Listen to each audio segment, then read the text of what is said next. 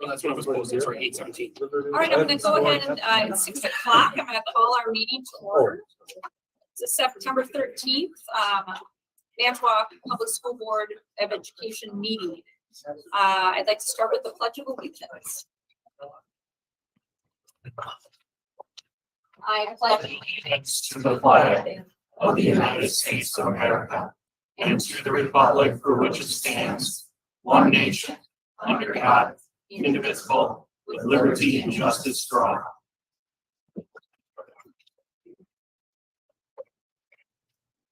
Lori, would you call roll? Alan Purnell. Here. Matthew Hicks. Present. Stacy Seldner. Here. Matthew Spalding. Here. Carrie Trask. Here. Tony Lostelka. Here. And Kathy Lois. Here. Thank you. Okay, we are going to have public input. Individuals are allowed 5 minutes max each.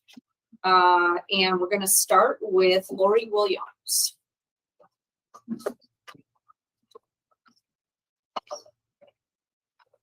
Hi, I'm Lori Williams, 2010 Markham Street, Manitowoc.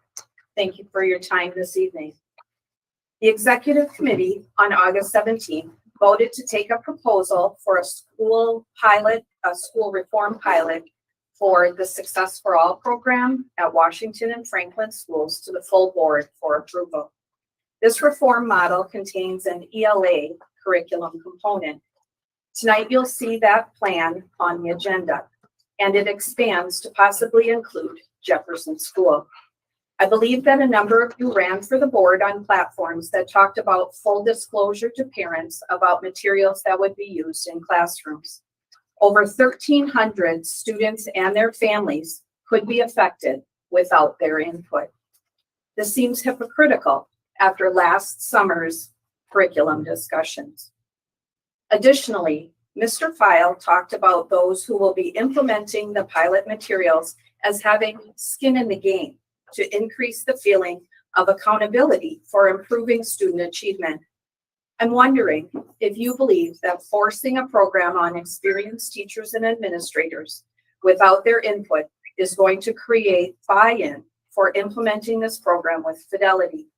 How will this affect teacher feelings and retention? Here are just a few of the points I have recently found in a short search on the Success for All program. A recent study collected all the 20-year-old research into one big study. A quote that stood out to me was the impact of teacher and administrator buy-in on the effectiveness of the program. The research states buy-in and commitment to SFA are crucial. SFA only works in the United States schools in which at least 80% of the staff have voted by secret ballot to adopt the program. Why would we want our administrators' accountability measure to come from a program where we are setting them up for failure by making the decision without the teachers and the staff? Implementation of Success for All requires extensive planning and structures. Why would we try to rush and make changes to routines in January of this school year? For example, there are 14 components that must be in place for the program to be effective. Here are just 3 of them. 1, the reading program, materials that parents haven't seen yet and that we don't currently have available. Criticisms of the literature in this reading program include that it misrepresents history and culture. This would be a reason I believe the school board members would want the transparency of letting the public have input on the materials prior to implementation. 2, students grades 1 and up are regrouped by their reading performance level. It makes sense that since SFA was developed almost 40 years ago, that it would be based on that old research. But there's so much more recent research that shows how you can accelerate learning much faster without the negative impacts on students' self-esteem. How would you feel if you were a 3rd grader put with 1st graders for reading instruction? Does the plan in front of you tonight explain the details of taking apart master schedules and electives in order to have everything reading at the same time? And where will you get enough ELA teachers for our almost 500 middle school students at Washington so they can be regrouped for reading instruction all at the same time? 3, a program facilitator is employed in order to visit classrooms and work with teachers, helping them to improve their implementation of the reading program. In addition, the facilitator helps manage the 8-week assessments and coordinates tutoring and other activities as part of the program. Again, this sounds like it requires additional staffing at each building. How is the work of these people described in the plan before you tonight? And who is going to do that work? These are just 3 of the 14 components necessary for Success for All to be implemented with fidelity. And fidelity is necessary to have even a possibility for successfully increasing student achievement with this program. Are you going to vote yes on this plan tonight without talking to teachers and parents about it? If so, when are you planning to tell the teachers and the parents? And if so, how are you going to tell the teacher committee that has been working on new ELA curriculum materials that you're going around them? Thank you.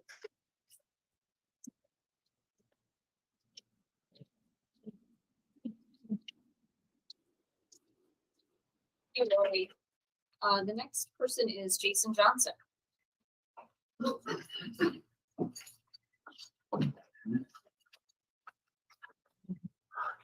Hi, I'm Jason Johnston, 314 North 8th Street, Manitowoc.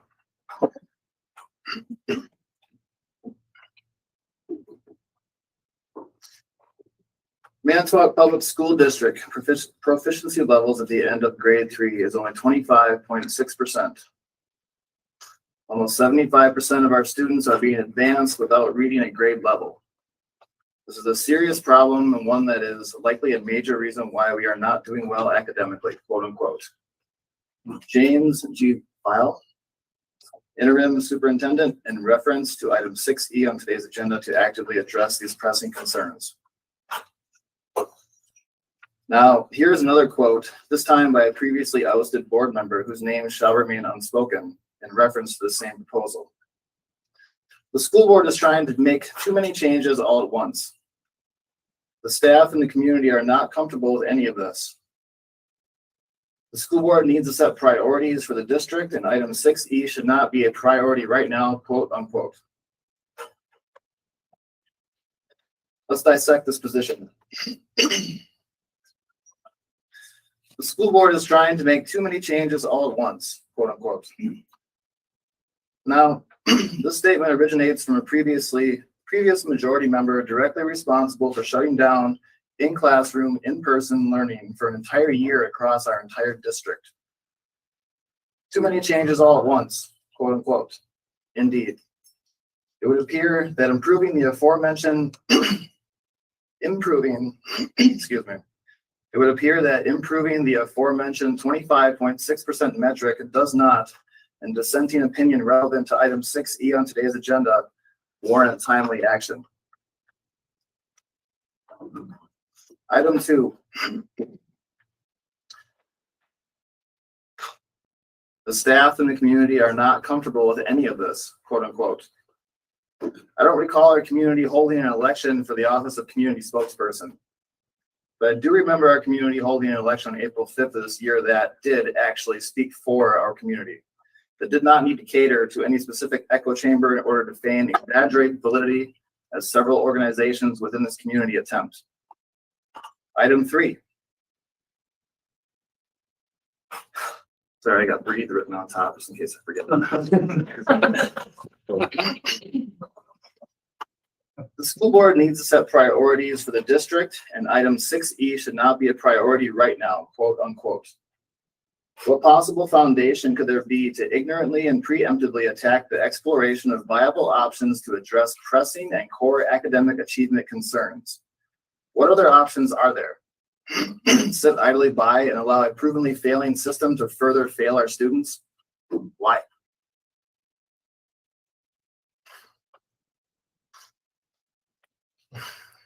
The recommendation to investigate and pilot an evidence-based model of improvement would be wonderful for our district. And I, as a community member, fully support this focus.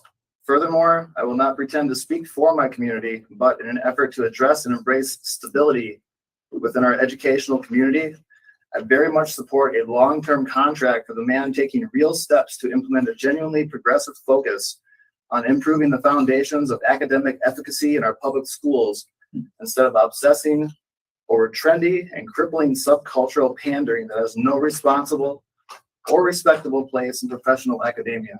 Thank you.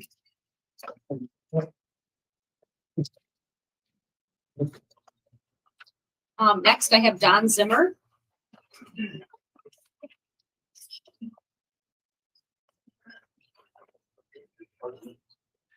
Good evening. My name is Don Zimmer and I live at 1717 Fleetwood Drive here in Manitowoc. I propose a change to the configuration of this boardroom, which I hope you'll consider.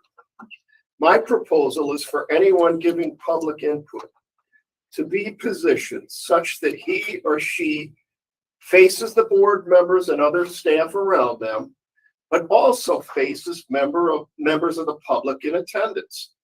Right now, public attendees see only the backsides of speakers giving input. This, in my opinion, makes no sense and prevents the public from seeing the face of the person giving the input. Moreover, it's more difficult for those of us in attendance here from hearing clearly the person giving input when he or she is facing away from us. So how about it? Reconfigure this room so that public input contributors can be seen and heard by the general public here. This is consistent with the way that the meeting room for the county board is configured, as well as that of the Manitowoc City Council chambers. And also, how about considering an improvement to the sound system in this room? It's not adequate because voices are not heard well, your voices. That single central microphone seems to be inadequate for conveying the sound of voices of those who speak. And it seems to me that the various important issues, some very contentious, that will be discussed and decided upon currently and in the near future, require a well-informed public. The public can't be well-informed if they can't hear clearly what is being said. Thank you for your consideration.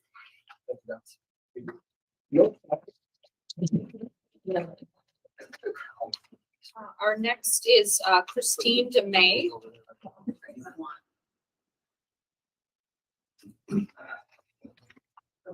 Christine DeMay, 2000 Johnston Drive, Manitowoc, Wisconsin.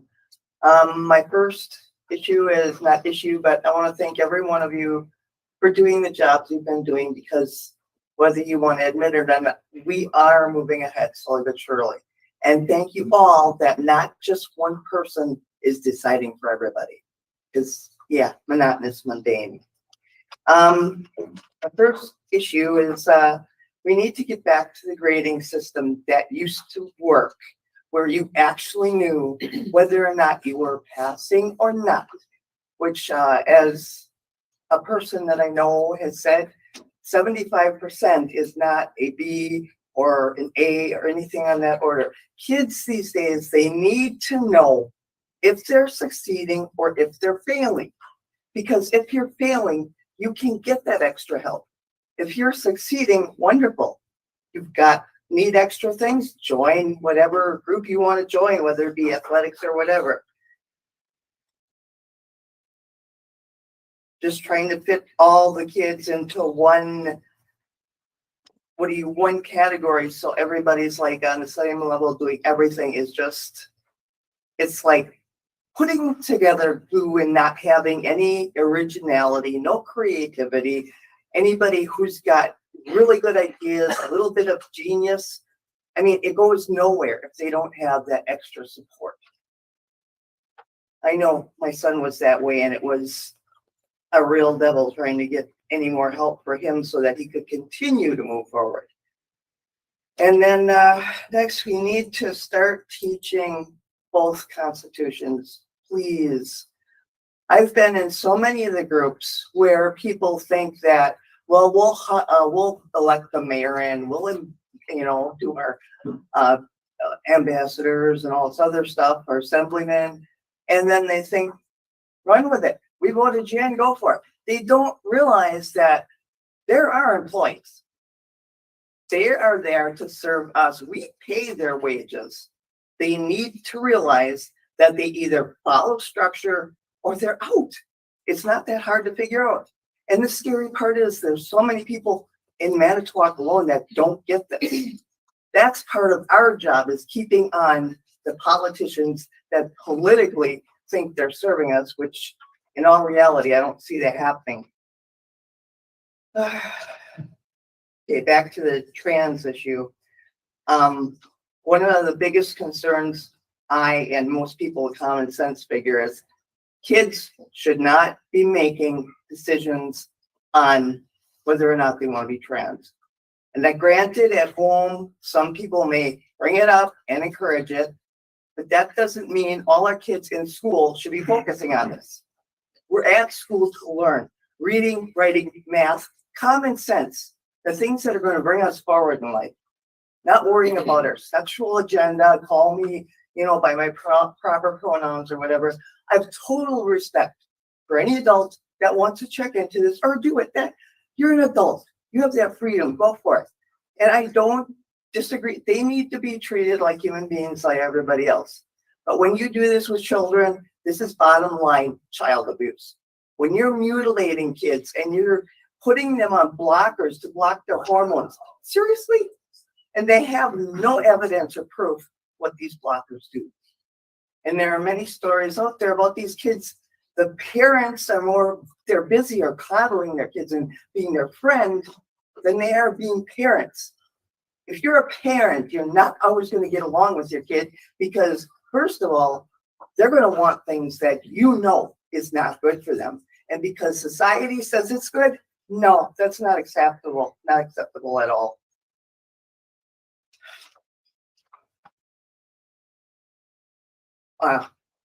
Then we have this thing with certain loud, for lack of a better word, loud people that are getting into this group, this allied group. In my personal opinion, this was created to cause more havoc because anyone that has a little bit of common sense knows that a human being should be treated as a human being with consideration, with care.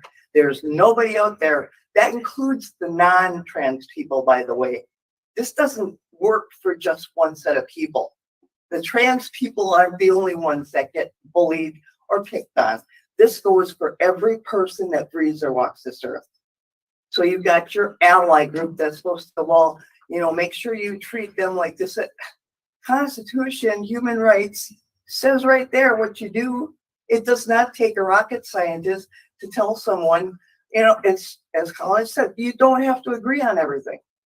Just, you can shine by the both of you talking about something. You don't have to agree on it. So long as you make your points known, the thing called respect, that's what should get it through. Yeah, parents, like I said, parents need to be parents. They're not on this earth to be your buddy. Parents are here to raise their children, to have rules, to have structure. And like it or not, biblically, that's what it states right out. Do not spare the rod. In other words, don't be afraid to discipline your kids. You're the one that's got to deal with them when they grow up and they're outspoken and they don't listen to authority. They have no respect for anyone. That's what happens without discipline. And we're not talking child abuse here. We're talking when you need a good one on the rear end, you get it. I got him. Trust me. Christine, you're about at your time. I'm done now? Yeah. Okay, You're about at your time. thanks. That's okay.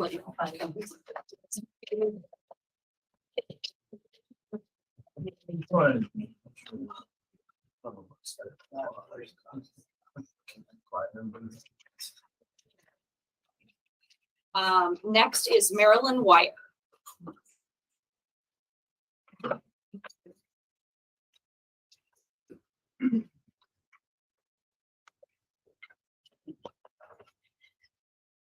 I don't have a lot to say, except I have been watching again your meetings. You are doing a great job, and you are headed in the right direction. Keep at it. Don't get discouraged. It's going to take time, but don't be told that it's not going to work or you're not doing the right thing and it's not fast enough. It takes time to do it. Keep working at it, and you're doing great. Thank you. All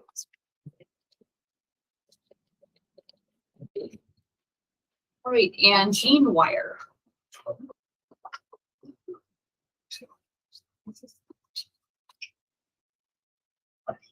So it's Gene Wire, Newtonburg. 16 months ago, I was here and we were talking about, we were talking about decorum. We were talking about behavior. We were talking about how to get the school under control so that people could learn. And I want to congratulate you for the great job that you've done. Looks like everything's coming along in the right direction.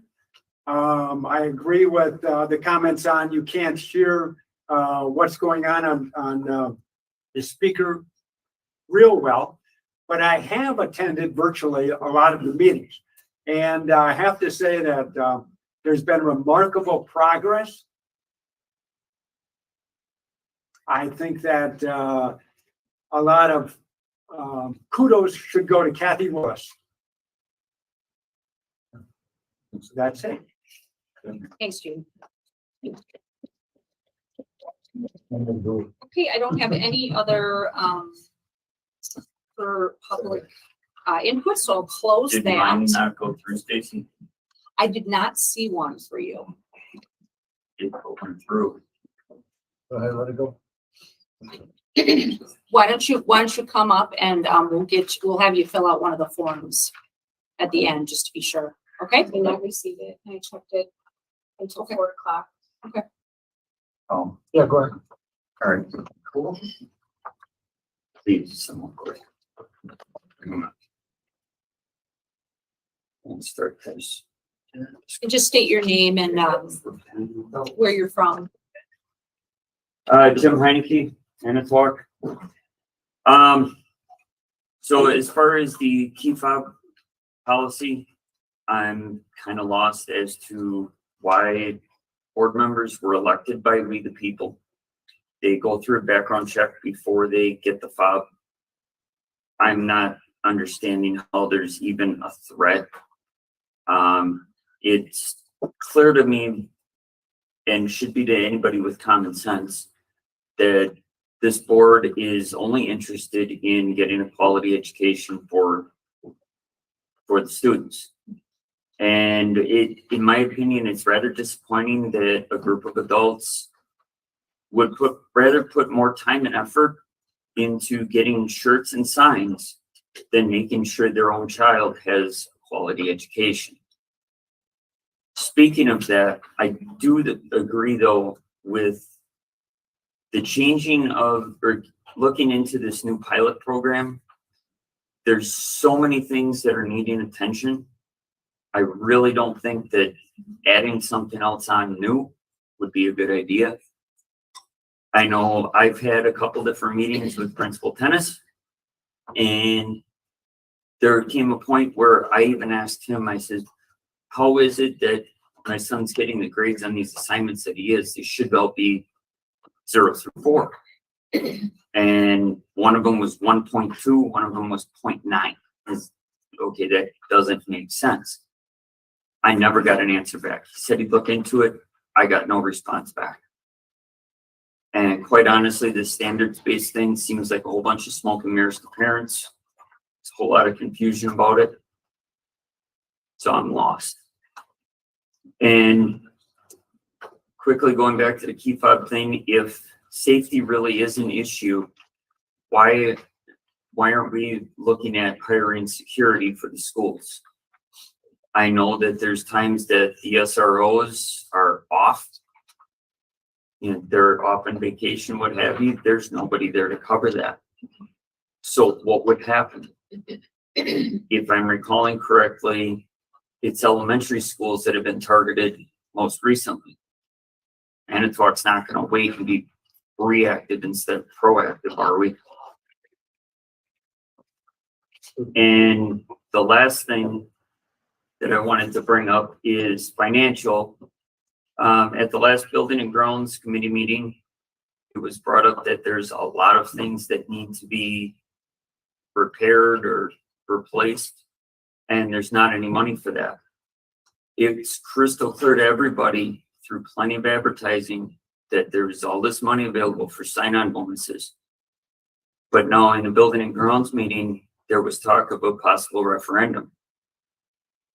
Why are we needing to look at a referendum when we have money for sign-on bonuses, but not repairs?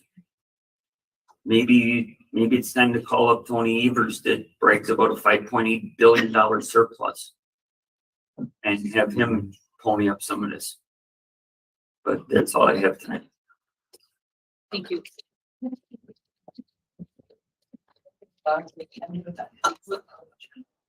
Okay, I'm now gonna close, public input. Thank you, everyone that came up to speak. The next item is our consent agenda. Is there anything, that's in the consent agenda that would, you'd like to be taken off? I would like to pull out curriculum and buildings and grounds meeting minutes from the consent agenda for discussion. So you're talking about the ones on August 16th and also The buildings and grounds 18th, okay. It's been a meeting since. Okay, so, anything else that anyone would like to remove from the consent agenda? Okay, do I have a motion and a second to accept the consent agenda while removing the August 16th and August 18th meetings? I'll make a motion. That's okay. Okay, all in favor? Aye. Any opposed? Okay, motion carries. And then we will take, the curriculum committee, meeting. And Colin, do you want to speak to that? Yes, please. This was August 16th. Yeah. So the only thing that I had for the curriculum meeting was on the last item. Or in the code of conduct section, it stated that there was going to be a move for the referrals to be housed in Infinite Campus. And I guess the question that I had to curriculum was, if we are to have a shared drive folder, why would we store the code of conduct stuff there instead of Infinite Campus? Is there a reason that we chose Infinite Campus? Because I don't even think I have access to Infinite Campus. No, If there's an issue. Infinite Campus is a reporting system that the teachers are using and to state what the behaviors are. Oh, And okay. it's a system that we currently All right. use. They just haven't used it universally in the past for behaviors. That's all. Okay. Thank you. I just needed to clarify. Did that clarify? Do I have a motion and a second to approve the curriculum meeting minutes from August 16th, 2022? Do I have a second? Any other further discussion? I want to highlight that the emphasis on the Infinite Campus was not to give not to tattletale or give a lesson of what the behavioral issue was. More so, it should be emphasized on the roadmap for success for that student to be in the classroom for help or for achievement issues. The spirit of it was not to try to have a radar for the kid to pop up flags of misbehavior. It was to share information among teachers so that they could use that information to find the best path of success for that student in the classroom setting. So that's kind of where the spirit of it is. We should follow up on that to make sure that's being done that way. But that was what I thought was the positive of that. I think that's a good idea. But yeah. Well, I need to add to that. As much as what you're saying is true, it's also true that we have to have a reporting system that goes to the state, and Infinite Campus is the program we use for that. It makes Any sense. further discussion at all? Okay, hearing none. All in favor to accept the, sorry, curriculum August 16th minutes? Aye. Okay, any opposed? Motion carries. Buildings and grounds. What was the date on it? The 18th, August 18th.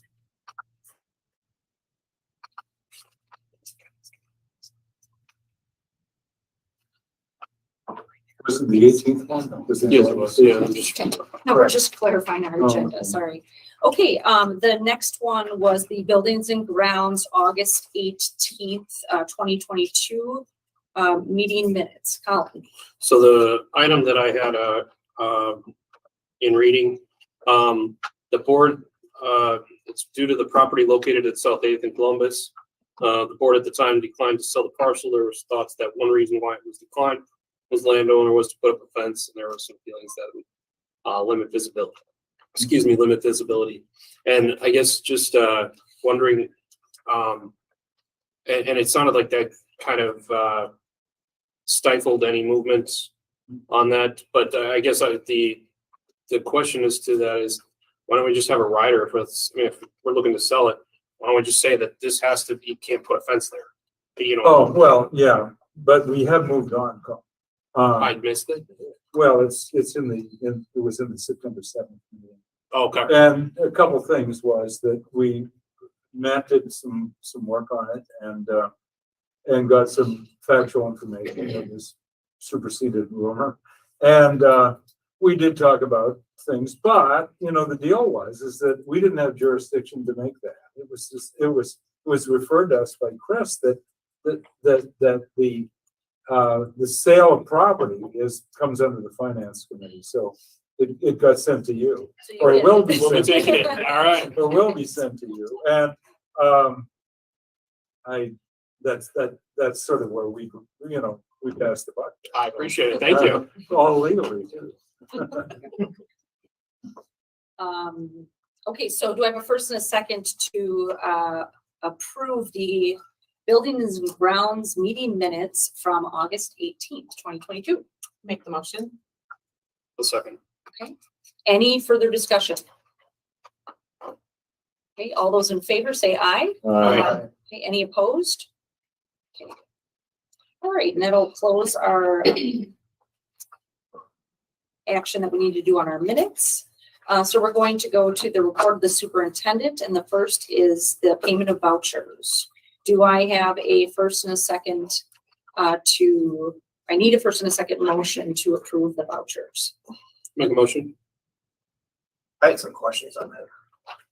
Okay, we gotta wait till it gets into Yeah, a second. second, but then we can talk about I'll it. second. All right, any discussion? Tony? Yeah, Angela, I had a few questions here. I was just looking at some of the payables on there. And it looked like Nexus had $181,000. That was the same group that presented to us the other week, right? That's Correct. not the They vote. did the, yes, they did the work on the pool deck con unit Okay. of recent, so that, yes, they were contracted for that, or like worked with us on that project. Okay, that's what I thought. I just wanted to make sure that was the same company. Yes, it is the same. I also noticed there were a couple different, it looks like at least 3 different life insurance groups that we cut checks to, and I wasn't sure. It's not vouchers. It's a bills list. It's the bills. Yeah. And I just noticed that, and I was just curious, is there a reason that we have different ones, or have we ever explored consolidating that? Kansas City Life, I believe, is the one that you'll see on there that we contract or that our broker works with for short-term, long-term disability that's underwritten by them. And then there are various other things that you will notice in there, like Securian. I'm not sure if they use Minnesota Life. That's the one here that we have. But it's for different reasons. So like there are other like we have tax sheltered annuities that go to different companies, so there's a collection of reasons why we use a lot of different vendors for those things. So do you want to list off some of them and I can help with? Yeah, I wrote down a few, Minnesota Life Insurance, looks like Life Insurance of Southwest and KC Life Insurance were the three that I saw. And I wasn't sure if there was a good reason why we had three versus consolidating the one or. Yeah, and it just happens to be where it's underwritten through for like the life insurance for the district is Minnesota Life, or Kansas Life will be for the short-term disability. It all depends who they work with. So typically we'll work with the brokers and they'll sometimes go out to bid for different companies and we can always take a look at that. But they work actively to make sure that we're getting the best deal for the services that we take. And I think with Securian, which is the Minnesota Life, we do not have much of a choice with that because that life insurance is paired up with WRS. It's linked very closely, so we don't get to choose who we go through. It's just everything goes through the same company, just as a matter of consistency across the state, as I understand. Okay. Yeah, thanks for clarifying that. Another thing I noticed was it looked like, and these were pretty minor, but I was just curious as to why we had some pupil dues, or it looked like athletic fees going to like Sun Prairie and Two Rivers and Wauwatosa. Yeah, no, that's a good question. We'll have like meets, charges for meets, we'll pay $50, $60. It's usually a small registration fee for our athletic clubs to participate in meets, and so then we pay that to organizations, and then likewise we charge that for events we host. Gotcha. Okay, and the last question I had was, I noticed that the gas bills, they were all pretty small with the exception of Jefferson, which is around $11,000, which just seemed really high in August. Yes, we had a specific issue with a meter at Jefferson that was discovered. Our energy specialists in logging and tracking the data, there was an issue that we brought it to their attention that we seemed like the gas meter wasn't reading correct, and we did the right thing as a district and as an organization and reported it to them. And they were able to track and look at the data. Even though the meter was broken, they were still able to come up with a reliable measure to back charge us essentially for what we didn't pay. So the hard part is that it's not representative of the cost over time, but it was, we just had to pay it in one lump sum. So that's why you see it like that. Gotcha. So if I'm hearing you right, the meter was just, there was an issue with it. It wasn't recording properly. So that was just, okay. And it's resolved now. Okay. Thank you. Okay, any further questions for Angela regarding the payment of vouchers? Okay, seeing none, we have a first and a second. All in favor of approving the payment of vouchers, say aye. Aye. Any opposed? Aye. Nay? No. Okay. All right. And we have the monthly financial report. There is no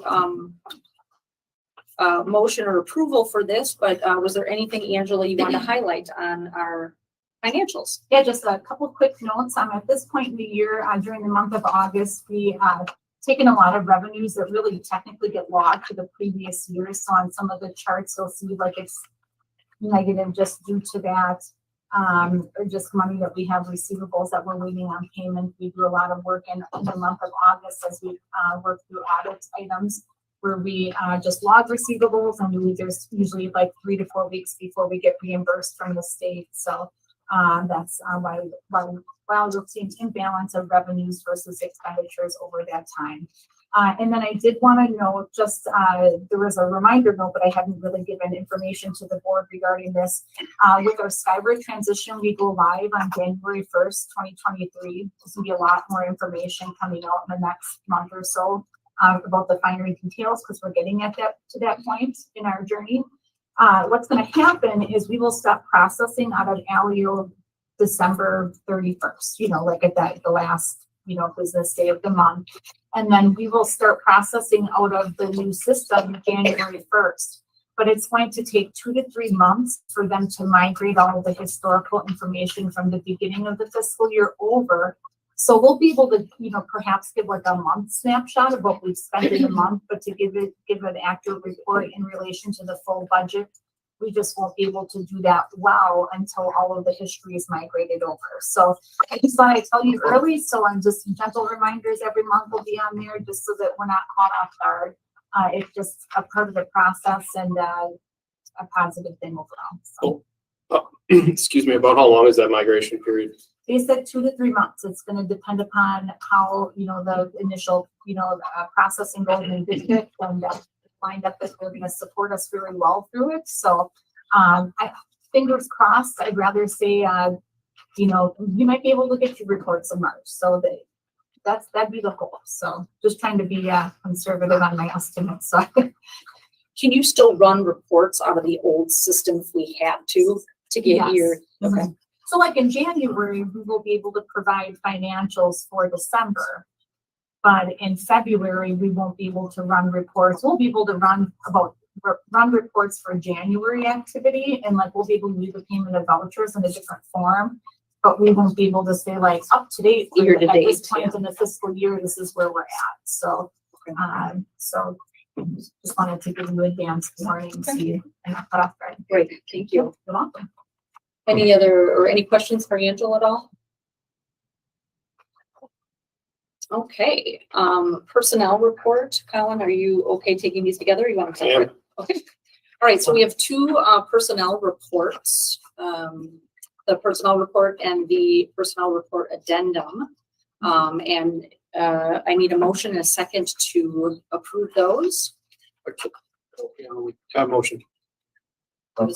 Second? Any discussion? Yeah, I had some discussion. I just wanted to note, it looked a little bit different. That's right. Yeah. It looked a little different. I kind of like the extended layout of the personnel report. So I just wanted to comment on that. I like the extra information that was provided in it. I hope that we continue to get the extra information in these. I do find them valuable. So just wanted to convey that. We'll pass that on. Mm-hmm. So. Okay. Any questions or any further discussion about the personnel reports? How's Mary? I haven't heard from her since, today was the day of surgery, so. Yeah. She has a broken wrist. I shouldn't be talking about that, but I think You she shared that with everybody else, so. She's been working at home in spite of that. Awesome. Okay, so all in favor of accepting the personnel report and the personnel report addendum, respond by aye. Aye. Any opposed? Okay, motion carries. Okay, and then the next thing we need to designate our youth options coordinator, and that is, Colin, that's the item that you were going to do, right, with the, no? I'm not sure. This has been routinely on our agenda that I understand, and Lee has typically presented on this. Oh, okay. Okay, and so Lee. Oh, yeah. Real quickly, the youth options coordinator, which I actually think you may need a new title because the laws changed. This basically the approval of students taking college courses in high school. So as per the law, I would be typically you've designated me to review those applications and sign off on them as part of that program. And are you willing to do that again? I am. Okay, great. Thanks, Lee. Okay, so I need a motion and a second to appoint Lee Tennis to be the youth options coordinator. Okay, I have a first and a second. We kind of did it at the same time, Matthew and Colin. You put me wherever. Any questions at all for Lee regarding that or that position? What do we need to change the name to? Oh, Lee, do you know what we need to change? I believe it's ECCP now. Okay. Early College Credit Program. Okay.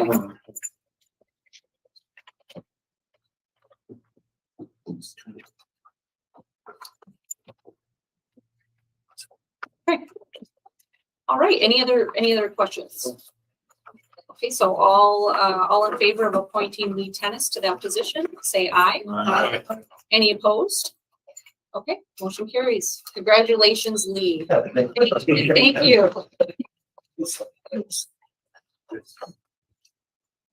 Jessica, do we need to time out or anything? Just pass this up to Jeff. Okay.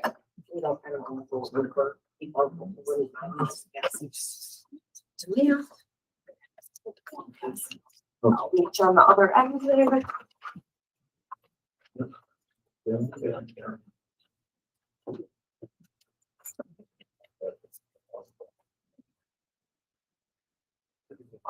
Oh.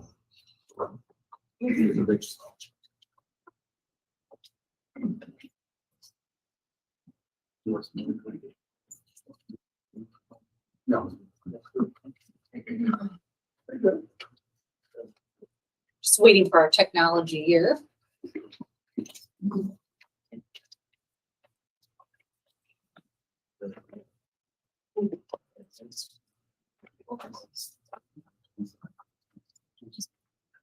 Zoom in. We also have it in here. You guys, you also have it in front of you guys. Yeah, that's better. I was more concerned with everybody. Okay. Okay, so the next item on the agenda is the administrative restructuring update and recommendation to pilot an evidence-based comprehensive whole school reform program, and some information and discussion by our interim superintendent, Ms. Welch. And just to clarify, the action that I'm looking possibly for you to take tonight is not to pilot SFA, but to pilot a whole school reform model of SFA or equivalent value in cost, and that this decision wouldn't be made. I mean, we could take up to November in terms of making sure that we did that was suggested. And as the board has understood, but sometimes it takes a little time to read through the agenda and recognize what the board is acting on. So the whole point of this is to, first of all, let me preface this in terms of, as I conveyed to the board, that I think you have a phenomenal staff.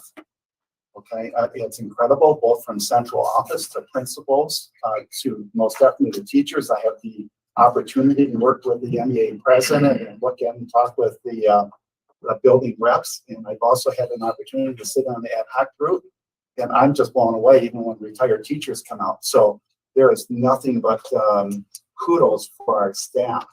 But on the other hand, when I come in, I'm also looking at your history, and so I'm looking at the last 5 years, and I'm not sure why we're where we're at. I'm still trying to identify. I do believe I understand why we need to move forward. One of the reasons, and I thought that one of the reasons you hired me was there was concern about academic achievement and behavior, and as was identified, a little bit earlier, we are moving on these fronts. And so I'm really confident in our staff. At the same time, if I were basing on the past, I would say, okay, what you're missing, because I'm investing in our staff in terms of, let's go for this. You guys really got this. And I put out a challenge grant, and I thought every principal didn't even bat an eye on this. Yeah, I could tell that they were processing through. But unlike this trend, where it seems like we're going the reverse way over the last 5 years, where we were kind of knocking it out of the park and going up, and then all of a sudden we have a reverse trend. I don't know how to explain that. Obviously, we know the last couple of years with COVID didn't do anybody any favors. So that's a real issue here. So one of the things that I'm recognizing that we go through a very significant vetting process. I don't know how, what happened here in terms of relative to curriculum. This isn't, well, it's important to recognize the most important thing for instruction are teachers. Teachers and students working together. It's got to be our highest priority. And the curriculum. And it's the curriculum, I think, that is part of the problem. And I think the district and the teachers potentially are getting beat up unnecessarily. And it's because of an internal vetting system before. But many districts have done this. You're not alone. But I truly believe that our current reading program, which is Lucy Calkins, is part of the problem. And I think it's significant and it needs to be addressed. And it was, as it was pointed out earlier. So let me just pull up this was in the packet and I've only thought it would be good to just highlight a few, the urgency behind this. I just lost it again. Here's the article. I gotta get that.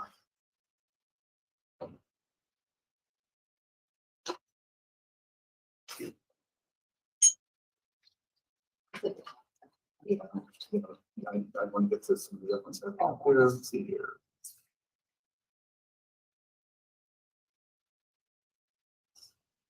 Just in one, I want to make sure I get all.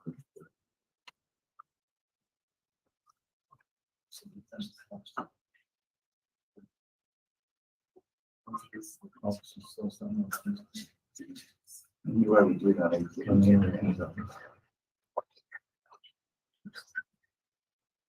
I'll go to this one here. This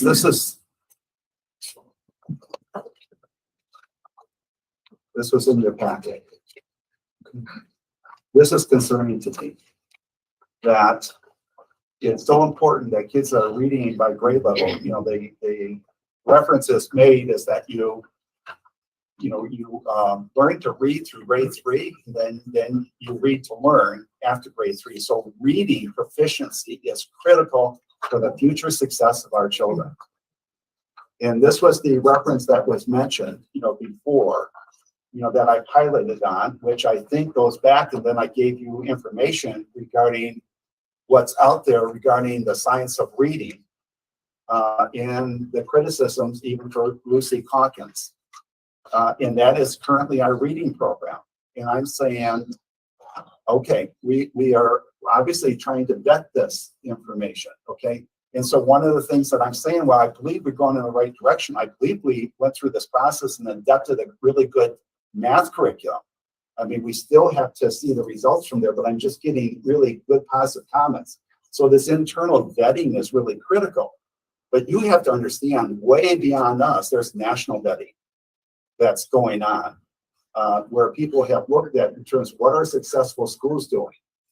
And I sent you some information on that, in terms of one of the current books that is highlighting the importance of understanding the social and emotional needs of kids that sometimes are associated with, poverty, okay, about how critical it is. And yet they're saying, don't reinvent the wheel. There are model school districts out there. And so, this book has identified a number of schools with different approaches. And so one of the schools that are identified in there is schools in Ohio, in Steubenville.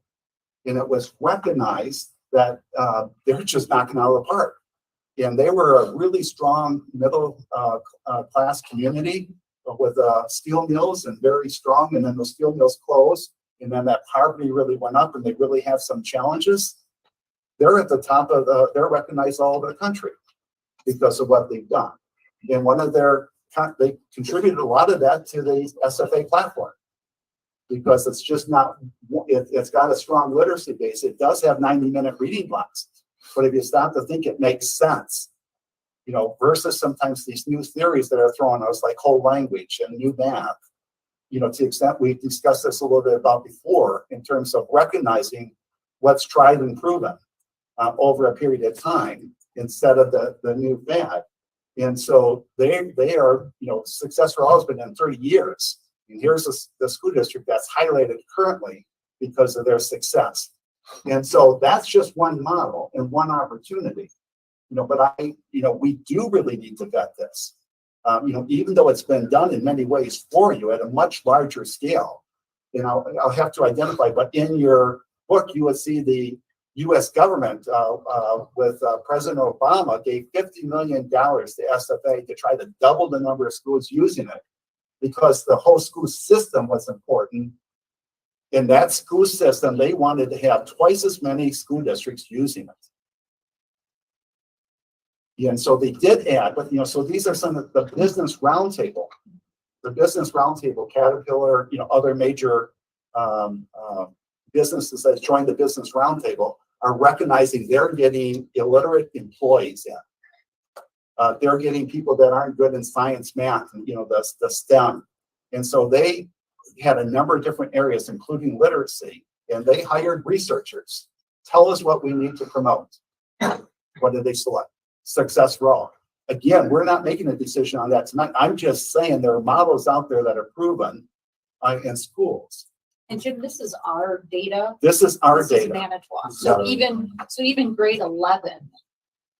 Well, you can see if you don't have that foundation, it's going to impact you. And then we're going to hold secondary responsible for something that we're sending kids who aren't yet equipped, to take on this more rigorous work. Now, I would tell you, many families, as we have, we read to our books before they could even pick up a book.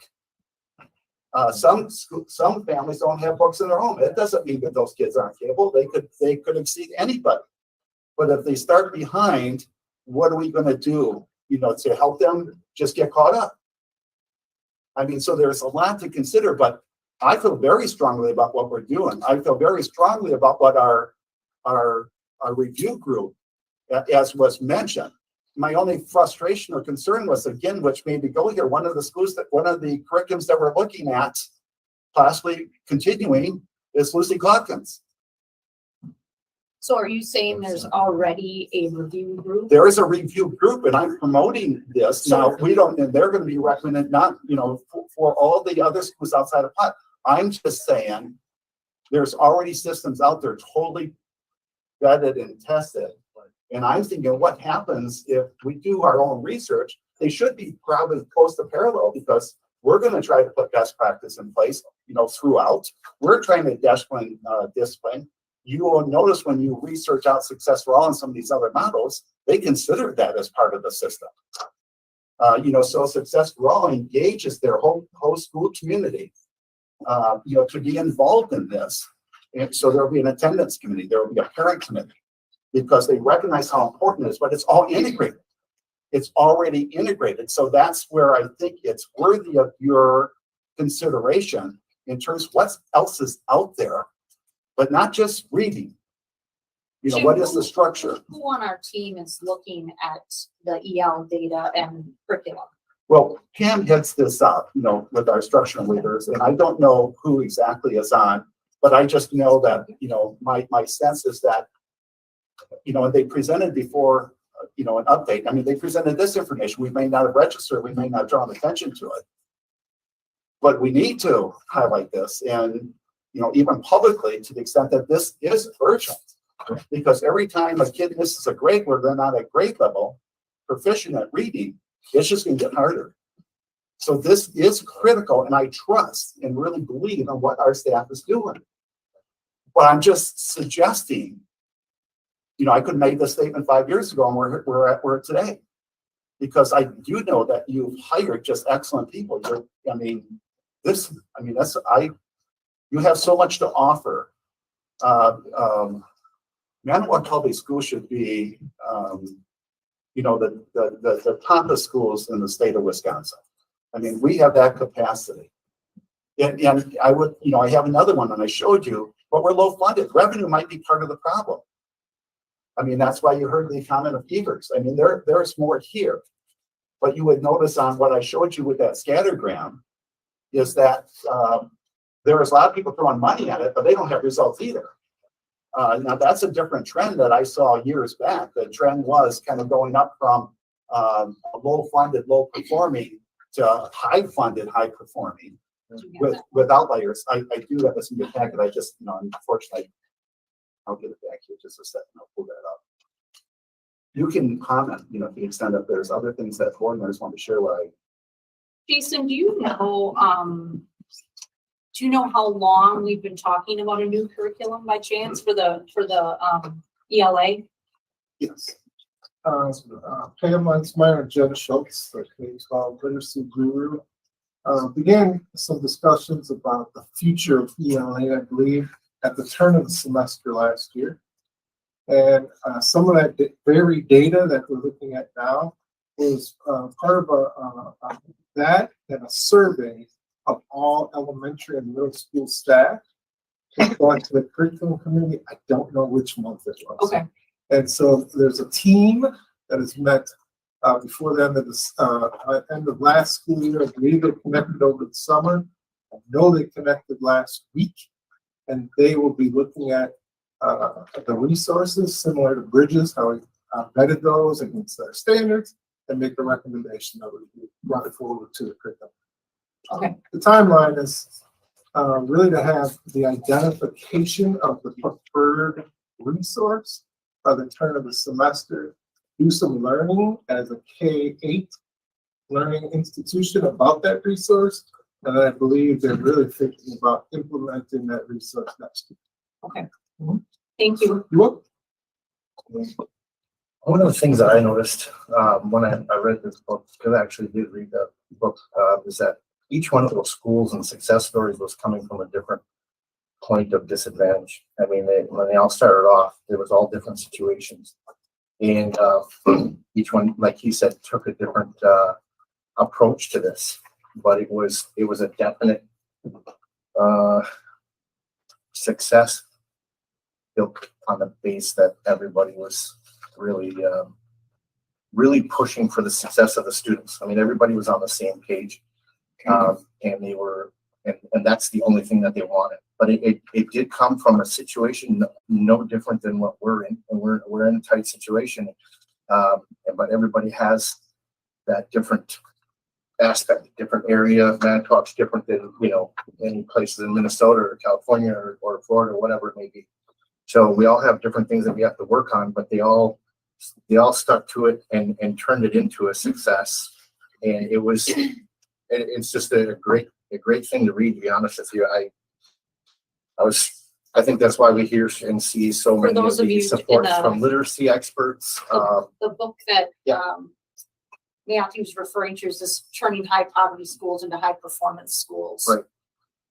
It's amazing. It's actually a pretty interesting read, whether you're into that type of subject or not. It was pretty easy to go through because they separated it between what kind of explained it a little bit first, and then they took each school and kind of explained it and went through. And it was really good, but it was definitely something that we all need to make sure that we're on board. And I think the whole purpose of this, or like you said, we don't have that specific plan. I think a lot of people think that we have a specific plan to throw out there, and this is what we're going to do right now. I think Jim's asking for us to go through and explore. I'm just familiar with one, and it's been highlighted, and I think it's one to use to compare to others. True, but there are many systems out there that are knocking it out of the park, and some of my criteria would even suggest for recruiting is make sure you have enough schools because you want a network of people who are engaged in something that you can rely on and work with. And so not only do you have an organization that's been in business for 30 years, and this was developed out of Johns Hopkins University. I mean, this is pretty significant here, but there are other systems out there that have been created. Tony. I just wanted to point out, and thanks, by the way, for putting this together, Jim. The DPI, I believe it was like a year or two ago, they actually adjusted their scale. So even though we're currently meeting expectations, based on today's scale, if we were using the scale that was being used back in 2019, we would actually be below expectations. Yeah. So I'm not sure if everyone was aware of that or not, but this color, this would be a lot more red on here if it was only a couple of years ago. So, and no state wants to look at. I mean, and the state report card is based on growth, but if you have kids 2-3 years behind grade level, growth is important, right? But it's not still the end of where you need to end up. And that's kind of what I think people are seeing too, especially with like the grading scale that people are talking about, even the public comment, where it seems like we're just kind of bringing it back down so we can look a little bit better, and that's not what we want to do. And I would just put a caveat there because we always have to be careful that one is sometimes we're adopting some things that the public may not understand. So it's important that we always have an opportunity, and with reference was made to standards report cards. But if you stop to think about that a little bit in terms of what does that mean, if you're looking at trying to convey to you're training somebody to play basketball, how to shoot, how to dribble, you think about those major things. Those are kind of the standards, of performance that what that means. So really what it's doing then is you're not going to say, Johnny or Joan, you got a B, or a C. Why? Well, on the standards base, it's because you can't dribble, you can't shoot, right? And so it's really trying to market on that. So what I'm just saying, I really am trying to bring this to your attention, but you have excellent staff.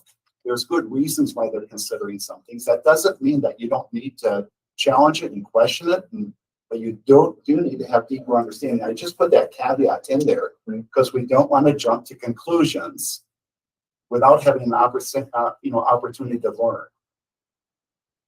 Colin? So, one of the things that, we've gotten emails, in public input, what's been stated a couple times has been the speed at which we're moving, or trying to address, to me, 25%, is not an acceptable rate. So I would look almost at that be a near crisis type thing, that we need that addressed and fixed. I will share the same sentiment that I do think our staff has the capability to curb that trend. I have every confidence in them. I just think that this curriculum that we are currently using is just not the right one. If it means that I think that means we should switch to what, I'm not sure. I would like to explore more into into this curriculum. If there are others, so be it. Let's hear them. Also to that, though, I also want to highlight one thing that was mentioned, and that was in here. It was the cost that's associated to it. Last meeting, I had asked for to find out what that cost would be if we were to travel down that road. We were provided with that number. And one of the things that I think we should also pay attention to is what ESSER money was for. We had a situation where we shut down schools, and there is a obvious need to get people caught up and back up to speed. It's going to cost money, and the government has set aside and given us funding for such. There is timelines to that, and I think it's only appropriate that we utilize that money what it's meant for. And I think that rectifying this situation would be a very appropriate measure and a very appropriate spend to use some of those ESSER funds to and it doesn't use it all up, but it does use a good chunk. But I think that if we're going to invest in our community and our students, that is a very important thing to do. It benefits not just the students, it benefits us all. And I think that is something that we need to keep in mind here and move that football forward. And by looking at a different different product that will get us more than 25% reading level. So with that, I'll just step off the soapbox. Yeah, no, I agree with you, Colin. A strange thing happened to me at this meeting, in that both sides addressed this issue, and I don't always agree with both sides, but tonight I did. I thought, oh yeah, okay. Honestly, if we were a football team, if we were the Packers, and in 2015 we exceeded expectations in almost every category, and now, in 2021, I mean, we haven't had a winning season, for a long time. What would you do? Well, you'd fire the ass off the coach, and two, you'd get a new game plan, right? So I'm all in favor of that. And the second thing is, the other side said, wow, you're trying to do too much too fast, et cetera, et cetera. I think you're right on that. I think we don't want to do this too fast. I think we really need to, number one, get buy-in from everyone who's got skin in the game, to use your term. That certainly the teachers and certainly the parents and certainly, the school board, which wants to see a successful system. We all want this to be done right. And I don't want to, this should not be imposed in any way. It should be a building of a consensus. It should be a persuasive process in which people become knowledgeable about what we're going to do. Because number one, one of the documents that was linked said, boy, don't expect big results for 3 years.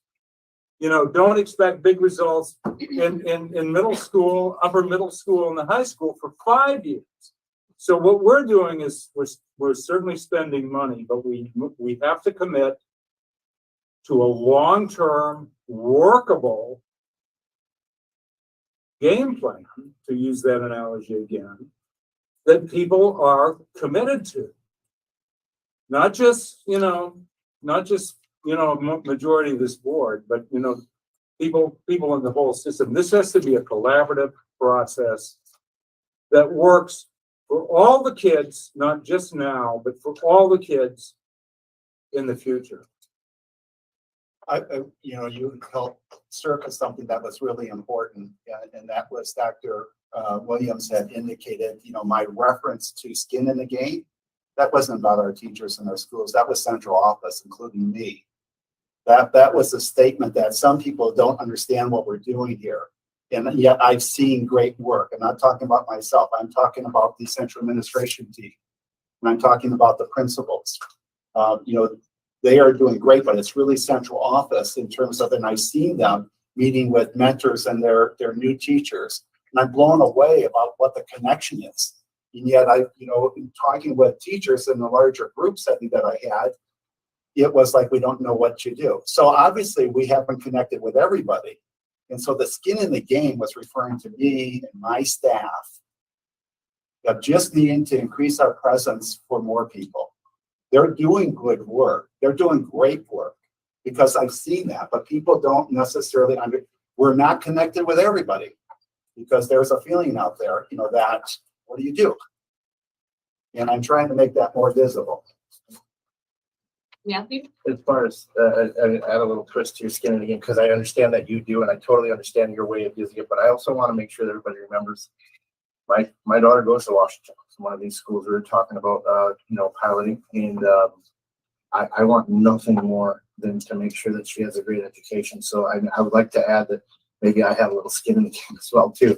So I want nothing more than the best for her and the other fellow students as well. But this is one of the things that is just drastically important, and we all know that, like I said, reading and things it's way too important to ignore. So I agree with what Terry said. And everything we're working really well together, guys, and I think this is the way that we do this. Yeah.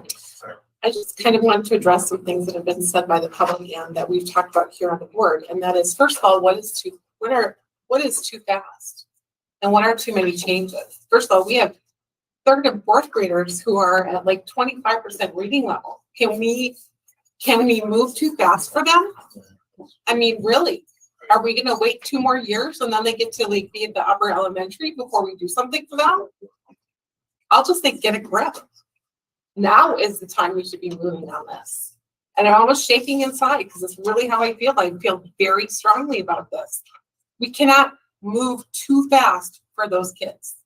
That's why we're here, is to provide the best education we can.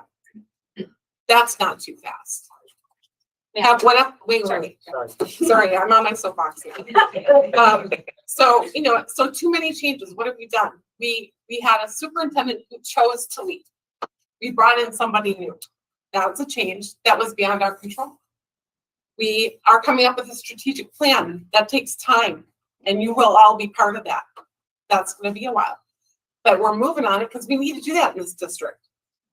We've done a code of conduct that's taken us 8 months. It's going to take us a lot longer to instill that in all of our people, whether it means staff and the kids who go here. Is that moving too fast? We didn't have one before. We're one of the only schools who didn't have one before. So I'm proud that we've done that. And I say I don't accept the kudos to me, by the way. That was way, way, way more people than me. I got to bring up meetings and put them together. So, and have we done some policy work? Yeah, absolutely. That's part of what the board is supposed to do. We haven't done that for years. We have done one policy in over 2 years since I was on the board. So finally, we've dealt with a couple of the policies.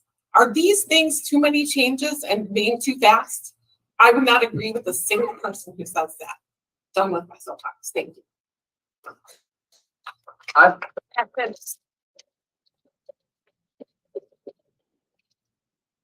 To Kathy's point about our third graders, how much time do we want to waste before they become fourth, fifth, sixth graders? But my perspective at the moment is industry is starving for hardworking individuals that are ready to work.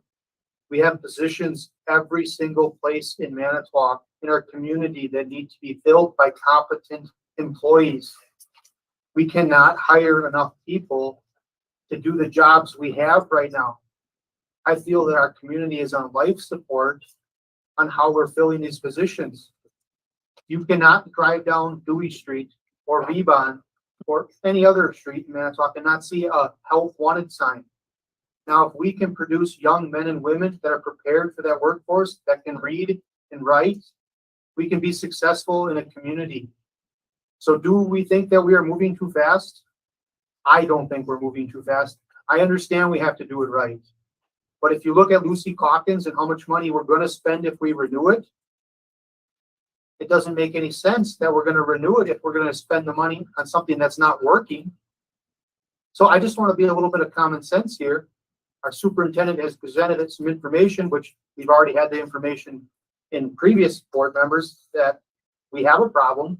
So I understand about not moving too fast, but our community is on life support in a lot of aspects of mundane things. We have lots of positions that need to be filled by people that want to work. And I understand that reading and writing aren't the only things. It's a cultural problem.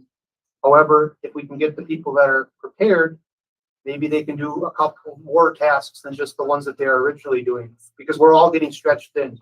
I remember one person would do 5 jobs. Now that same person is doing 10 jobs. So I do not think we're moving too fast. One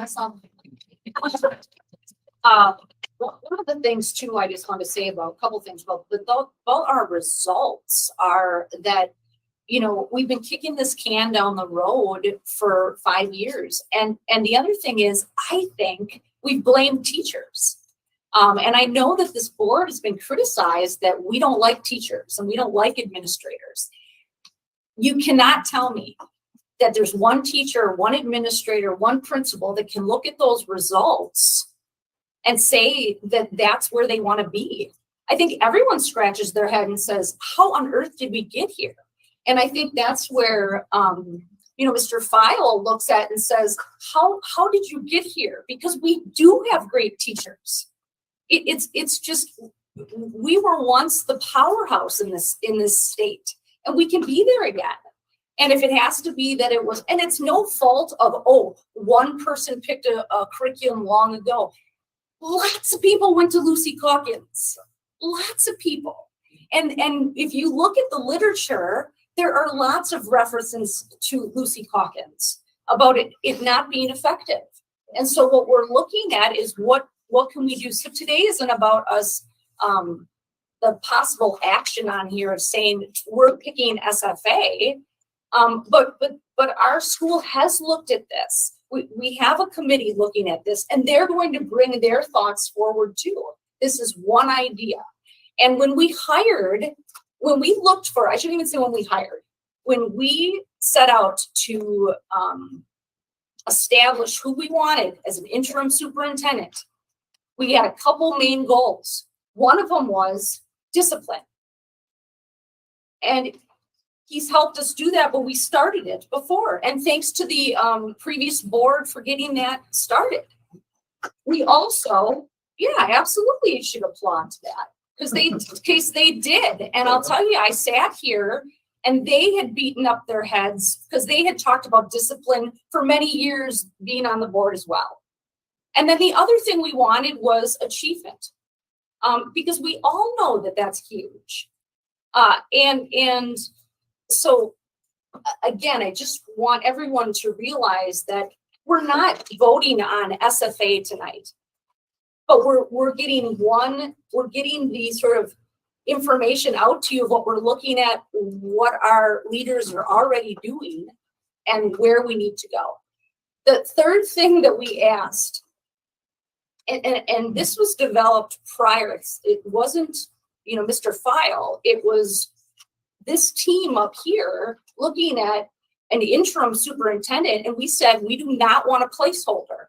We do not want someone that's going to sit here collecting a paycheck for 12 months. We have serious problems in this district, and we need to find somebody, whoever that is. And we had 8 or 9 really great candidates. And so the other thing is that, Mr. File knows what his orders are. And he is doing his best to bring that forward. And I think this also shows that. So whether we pick SFA or something else that our other administrators have looked at, that remains to be seen. But what I would propose and what I'd like to make a motion to do is that we allow Mr. File to continue to look at SFA along with the other programs that it will be presented, because we're already looking at a new curriculum for ELA. And he and the committee present what the best option is for us. Let me just clarify, on that. Remember, I'm talking about a pilot of something for 3 years. SFA or something equivalent to, which is a whole school. It's a little different than just a curriculum, but that we still continue our track and trust our people that they are also moving down a track to pick something for all the other schools. And now you almost have action research with both of them. Hopefully will just be parallel. But, I just think it's a good setting, to be able to see something that's nationally been vetted with a lot of people suggesting, and there are other programs out there with success. You can read them in the book and you can find them. So I established some criteria. But again, as a pilot, because I don't want to disrupt what we're doing. We're doing great work. But if I use the last 5 years, I wouldn't be able to explain that. But we're here today moving forward, and I feel really good about our team. I hate to say not putting all my eggs in one basket because I trust the team, but I'm also looking to make sure, that we don't get, somehow taken because, we might have gotten sold something that wasn't more nationally vetted. And that's why I'm suggesting some of the other networks out there. And there are others, not just SFA. I'll second the motion so we can continue discussion. Okay, so there's a motion, a second, further discussion. Is it a second? Yeah, further discussion. Further discussion. I didn't hear, but I just wanted to defend myself on this. I wasn't advocating that we dawdle along. Don't get me wrong on that. The deal is that, structural change is pretty easy and it can be done by, the administrators and the board. But what we're talking about here is a cultural thing. To have everyone involved, to have everybody have ownership of what we're doing, and to really kind of breathe a new spirit into a losing team. It may not be that we have bad players, but we haven't been doing well. And I you came right after me and said, "Wow, how slow is too slow?" Or how fast is too fast? And I thought, "Oh man, did I come off wrong?" Because but I do think that we have to be methodical about this. That's all. But I'm in favor of it. Thanks, Carrie. Colin. Oh, okay. So in this proposal, there is a timeline that's associated that we would reach a decision by no later than November 22nd, special Board of Education meeting.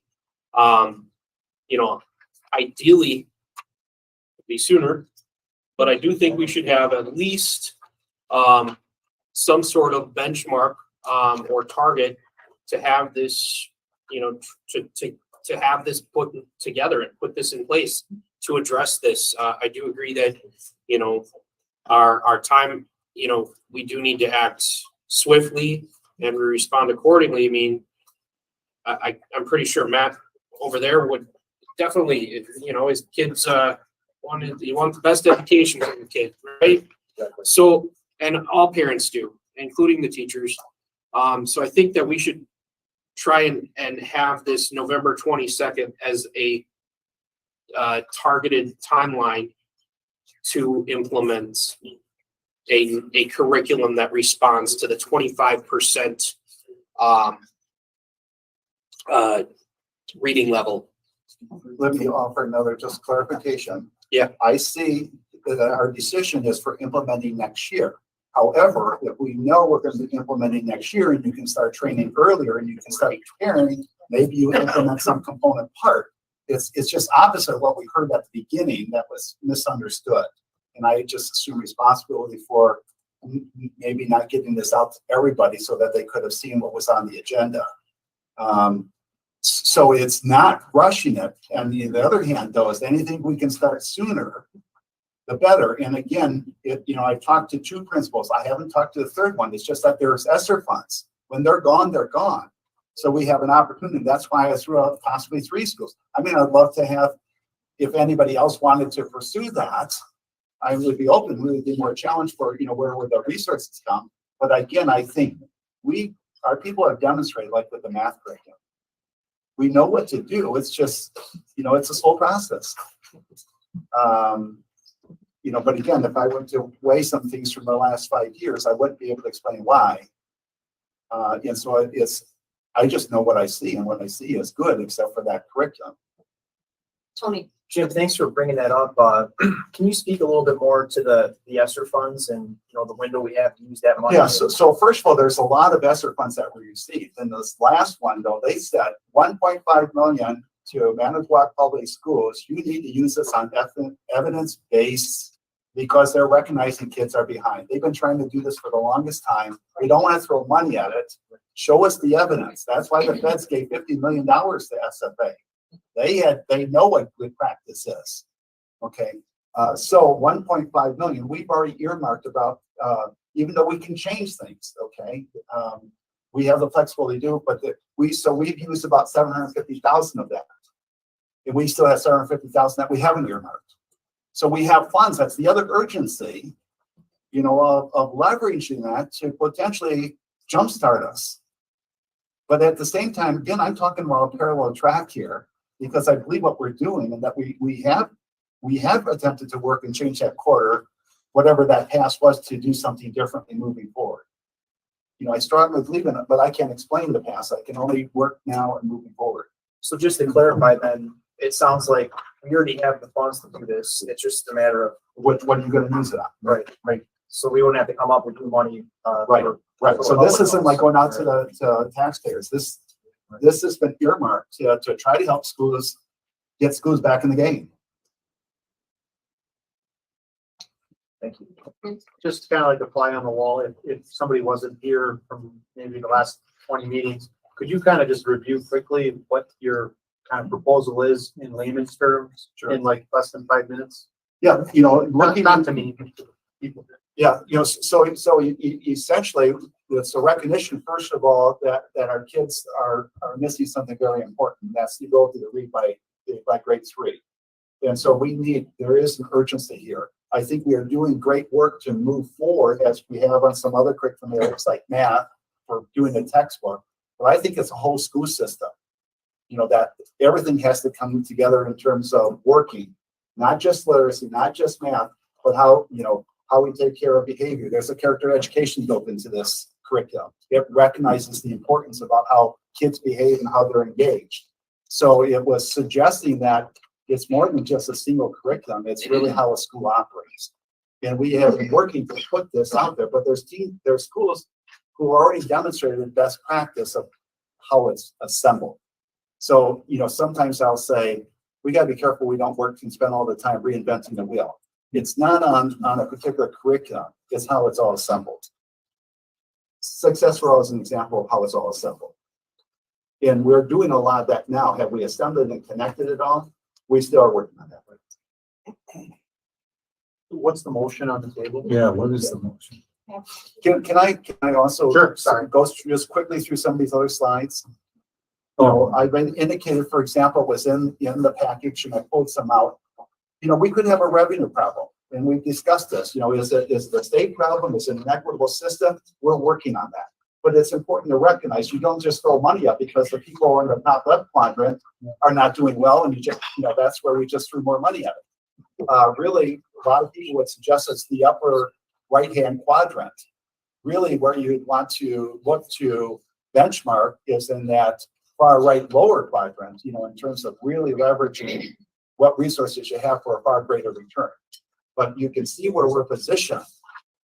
We're disadvantaged, it seems like, also on the revenue side. And we're discussing that in different venues. So I just wanted the board to recognize this and the public to recognize that there could be other issues here that we have to address.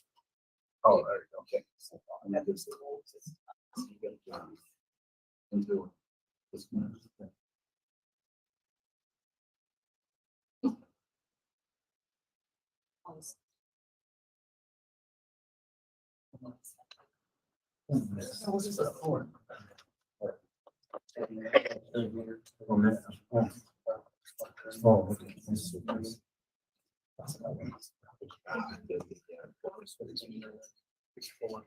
Bear with me.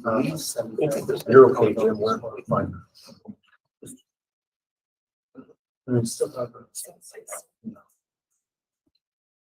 Just to reiterate that graph that was presented, that top quadrant is in the state of Wisconsin. Those are schools that are spending the most money, but are still low performing. Right. That's what I was saying. I'd like to know who is that school that's way down on the bottom. Right? That's where we want to be. Now, what's important here to identify one of the key pieces of research you always find. The one variable that is most important and has the most influence is your teacher. Now, if we don't identify that we have a curriculum problem, people are going to think it's teachers, and that's unfair. But it tells you this is what can happen in 3 years if you take a student who is in 50 percentile, and if you don't invest in its professional development, it's also curriculum. You're giving them the tools. But what happens if you don't give them the tools? This is what can happen in 3 years with an ineffective teacher, because it's not that they aren't capable, they haven't been equipped. And so this is what's important here, and maybe that's a little bit what we're experiencing, but it's not the teacher. It's the curriculum. So, but look what happens in 3 years if you're equipping them with what's right. And that's why I say in a short period of time, we have to have that big, hairy, audacious goal, in 2 years that we need to be shooting for, because we've got the staff to do it. So, I think these things are important because the perceptions out there, we don't know where they're at, but I can tell you we have a lot of people who are making a decision to go somewhere else. And money goes with that, but more importantly, we just are missing an opportunity here. We need to get those kids back and those families back. Some of them obviously going to parochial could be just religious, but again, this is something that we have to identify. Why are they leaving? Is it behavior? Is it our scores? Or is it just something that that you're always going to have, people wanting to pursue something? And I'm glad you brought that up, because that's another thing that, there's, people in our community that truly believe that the people sitting in front of you want to privatize education. That I would want to see the demise of my alma mater. And I'll tell you, this election that's coming up in November, it could get the money in the hands of parents getting to decide where they send their kids to school. And I want, and I'm gonna speak for all of us, because I think we've all believed this, that we want our school to be the chosen school. Right. We want that, the parents to pick our school because our scores are off the chart. You know, so I think that's another thing we need to be very concerned about, is that, you know, the political climate may give more parents school choice. And that's fine, but then we need to make ourselves very competitive. And we have all the makings to do that. We just need a better package. And again, you know, I've highlighted, and there's more detail in there. You can research out in terms of why are these organizations supporting or pick sex for all? You know, $50 million from the federal government, the Business Roundtable. And so these are just, there are people who have vetted, you know, trying to figure out how can we help? So they're looking at a much bigger scale than we look. And I sent it, that should communicate with us all. And again, there are others out there, but I just wanted to make sure we know that. There's just a few more that I just want to.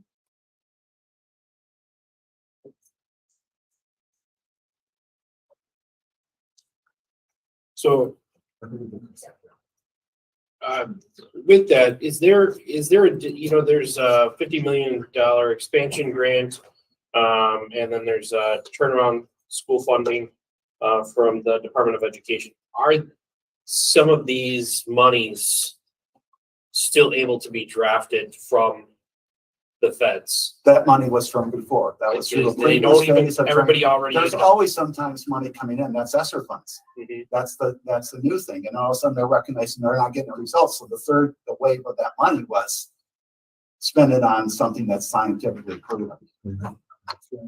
Okay. This is just, again, this is what's in here. This is not just literacy. So you know, some of the bubbles up on the bottom, you know, are relative to reading and tutoring, but it tells you these are all other areas. If you're ignoring them, you're going to fall short. But it's what we recognize and what we also work to put together. I just identified, so it's more than just a reading curriculum. It's how you do business, how you operate a school, what needs to be considered, how important are parents, what are you going to do about it? And it gives you information to consider when you're going to those boundaries and how to engage your whole school in this process. So, you know, that's really, I just wanted you to you know, see a little bit of that, more details in your packet, and we'll continue to put information out there. And I want to make sure this was public so the public really and staff understand this and look into stuff and other options that might be out there, as well as our course for, you know, just adopting a new reading curriculum for the whole district.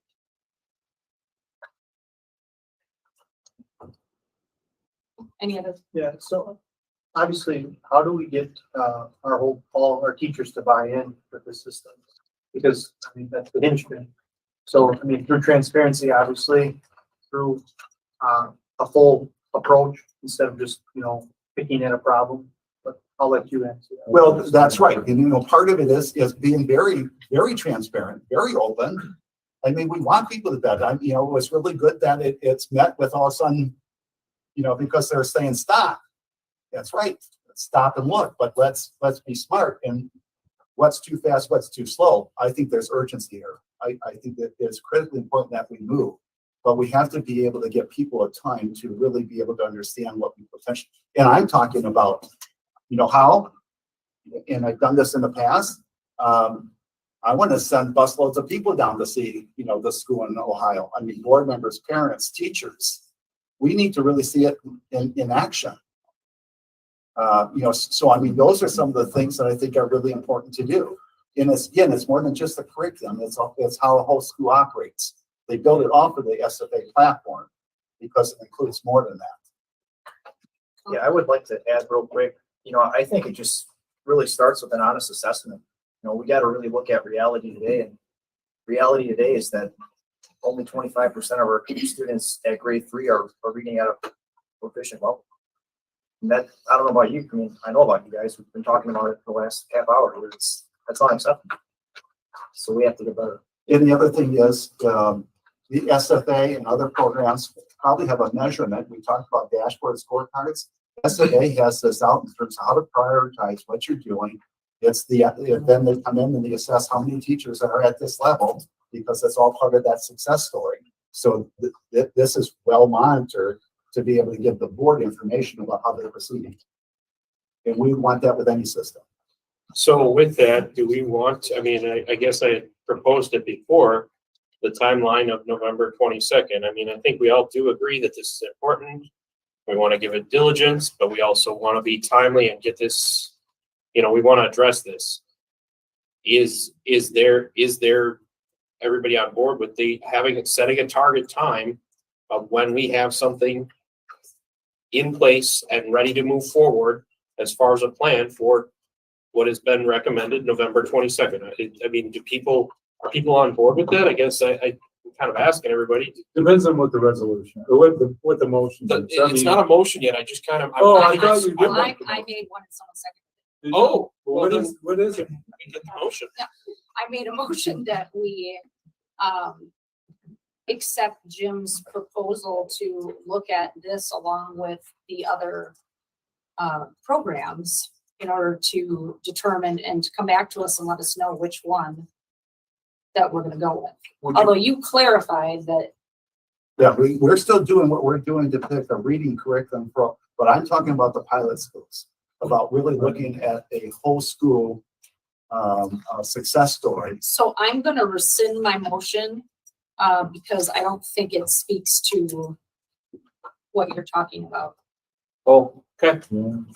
So I will I'll put forward a motion then that by November 22nd, we have vetted, addressed, and picked a plan to address the current reading status scores in Manitowoc Public School District. Could I clarify that a little bit more? Yeah. I'm talking about 2 pilot schools, right? Maybe 3, not the whole school system. Right. Yeah. And I'd like to. Well, first of all, first of all, is there a second? Yeah. Well, maybe not a second before we clarify the motion. Okay. I'd like to say that we, at this time, we initiated a collaborative process of to investigate and recommend a proven model of whole school reform to be decided on November 22nd. You know, the recommendation for, you know, what that results in by November 22nd. For the pilot schools. For the pilot schools. So there's no second to the motion, is what I'm gathering? Correct. All right. So then it fails. And Carrie, you're right. No. I mean, I think we're in the process. No, yeah, so my motion fails. We have to come up with a new one, is what I'm saying. We come up with a new one. Which was Carrie's. Yes. Which was yours. Yours was you were making a motion. Well, I want to initiate now the collaborative process to investigate and recommend a proven model for whole school reform. The recommendation on this for the two pilot schools to be brought to the board by November 22nd. Well, 2 or 3. Is there a second to that? I'll second that. Okay. Any discussion? Is that an okay motion? We're talking about up to 3 pilot schools. Yeah. You know, so I Okay, well, let's put I believe up to 3 pilot schools. I believe you identified it. Yeah. I think you encapsulated it. I just want to make sure. I apologize for stepping in there because we should have. So I would think that we're probably going to then bring this to curriculum committee, and then this is going to be, the process then would be to have a full exploration and into what the motion is, correct? Is that kind of what? I would believe curriculum is right. You know, is but to be working with those 2 to 3 schools, you know, and then finding vehicles to bring that back, you know, not bring it back to the curriculum, but through updates right along in terms of how we're doing in terms of getting information out. What were, can you help me understand the November 22nd timeline. Your proposal is that what happens? That we by actually, 22nd. that we approve a pilot, a program for these pilot schools. And I think, Kelly had captured that. Then it's like, okay, get the contract done, start thinking about the training schedules. We'll be doing that right along as we compare options. But it's really just, and there's some things, that I didn't clarify that you need to know that I'm also considering in this process. I think we got to figure out how to take some things off of the plates of teachers.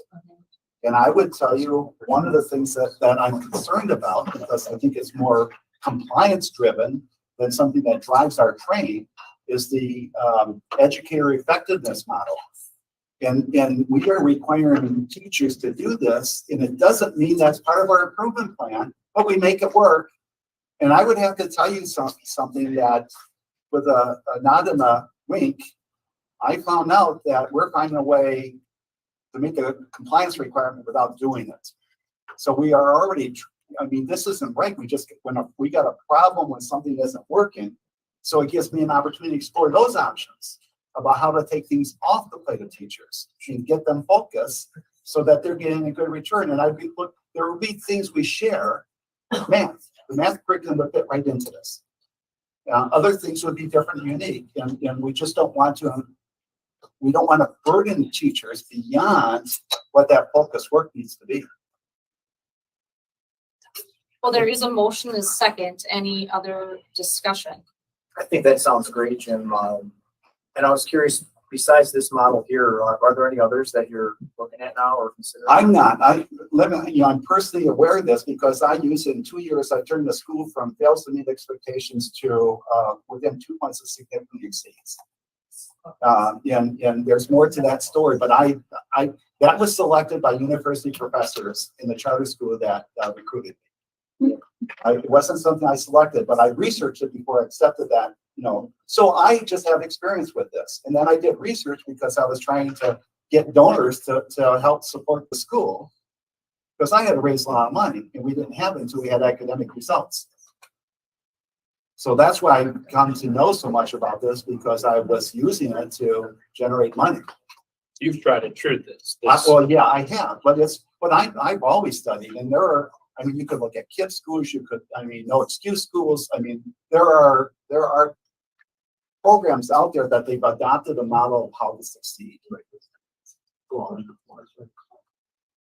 right. Any further discussion?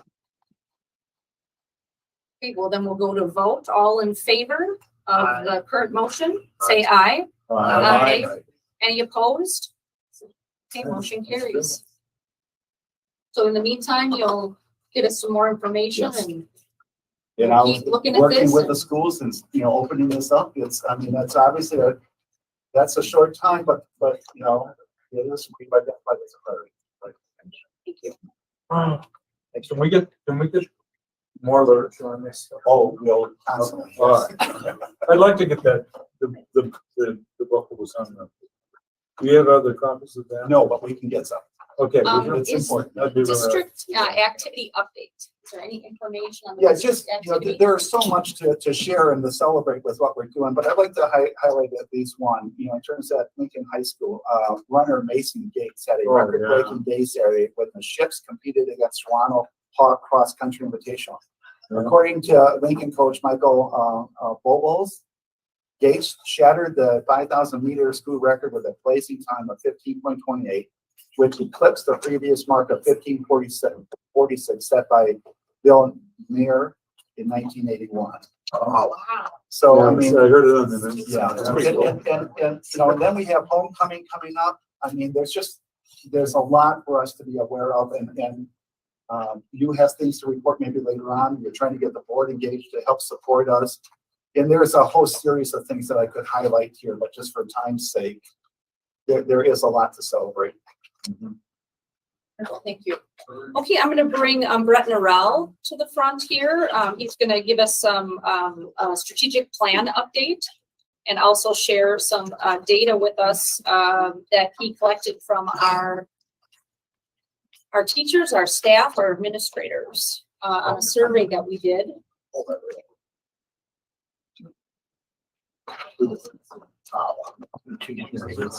Yeah. And just as he's setting that up, just a little recap. So far, we've had a survey that went out to the board. So feedback on that. Also, we had one that went out to all our staff. So that is what we're going to present, or Brett will present today. And these things are all getting us ready to decide what are those pillars that we need to look at moving forward to our strategic plan. Yep. Thank you. Thank you. No problem. If you remember in one of my discussions, I said, you'll be surprised how the themes come together. Hearing the comments today, hearing this discussion around the learning, the reading, the comments from here, you're going to see a lot of this come out in the survey. There's a lot of passion, and I want to say that passion is aligned when you look at the results from you as board members, and then the results from the staff that took this. So real quick, what we had here, hopefully that can see that okay. So we sent this survey out, or Jim did. He also sent a couple clarification emails or reminder emails that went out as well. We had 196 staff members, so in the categories of school or district administrators, which there were 12, teacher and professional staff 145, instructional support staff, paraprofessionals 17, school or district support staff, so your clerical, custodial, maintenance, etc., were at 22, and then the board members here that took that survey. So now that comes out to maybe about 24%. Would have liked to see more, but I'll tell you as we go through this, there's some really, really good information in here that was shared. And again, you can see that passion and that pride for the school district and that sense of ownership in the answers. So we asked the question, what's the purpose? And you know what, very strongly aligned, of course, in the answers, right? Mission, vision, core values came out.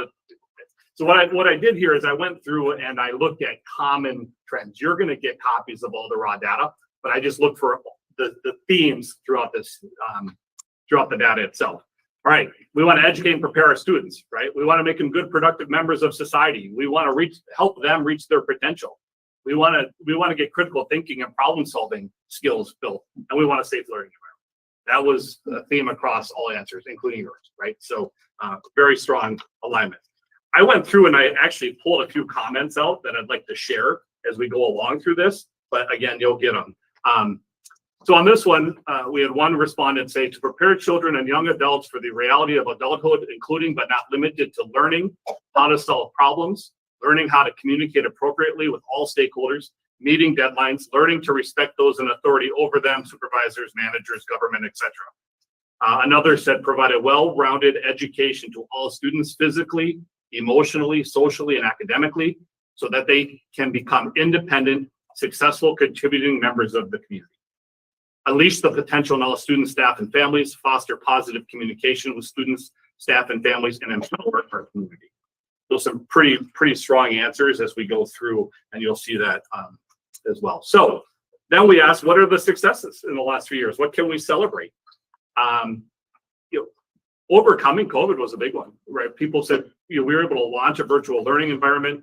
We were able to return to in-person learning. A lot of pride around the opportunities we provide our students, the Young Apprentice Program, the Rising Phoenix, the college credits, which you talked about before. Teamwork amongst the staff to do this. Realignment of the grades, moving the 9th grade up to the high school. They talked about that and getting the other grades aligned in the schools. The new math, we talked about curriculum. Curriculum shows up as well in here. Engaging our students at their level. Fiscal responsibility. And there's more fiscal that comes, of course, throughout here as well. The code of conduct that was mentioned and developing that. Comments will say we got to continue moving that forward.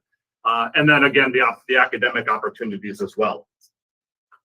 So again, lots of pride, lots of passion around the success of the school district. All right, so what makes us successful as a school district? And again, you can see here a lot, you start seeing themes, right? We talk about the commitment of our employees to that mission, vision, and values of the school district. All the staff working together, building relationships, empowering our students, working together, having them empowered, and that positive environment. And you can just see, I'm not going to read everything here. Diversity starts to come in as well. That our diverse population, our population is becoming more and more diverse, and that diversity is growing, and we have to begin to address some of that as well. So embracing that in our community is what makes us successful. Current projects. Excuse me. Again, you get these in the categories of, you get your academics, you get your other opportunities, your extracurricular opportunities that come out of that, the opportunities for students in things like athletic council and leadership, even the breakfast and lunch programs to support those children who may not have that have that at home, so they can come in and have a good meal and be ready for learning through the day, and the support staff that go along as well to really keep moving the organization forward, the school district forward. So they talk about what needs to be changed, and look at that. The first one that comes up and is probably the most common was the Lucy Culkin's curriculum. And I saw that often referenced in there. That and you can see in the comments, it's frequently, often the first one mentioned, if not in the list by folks.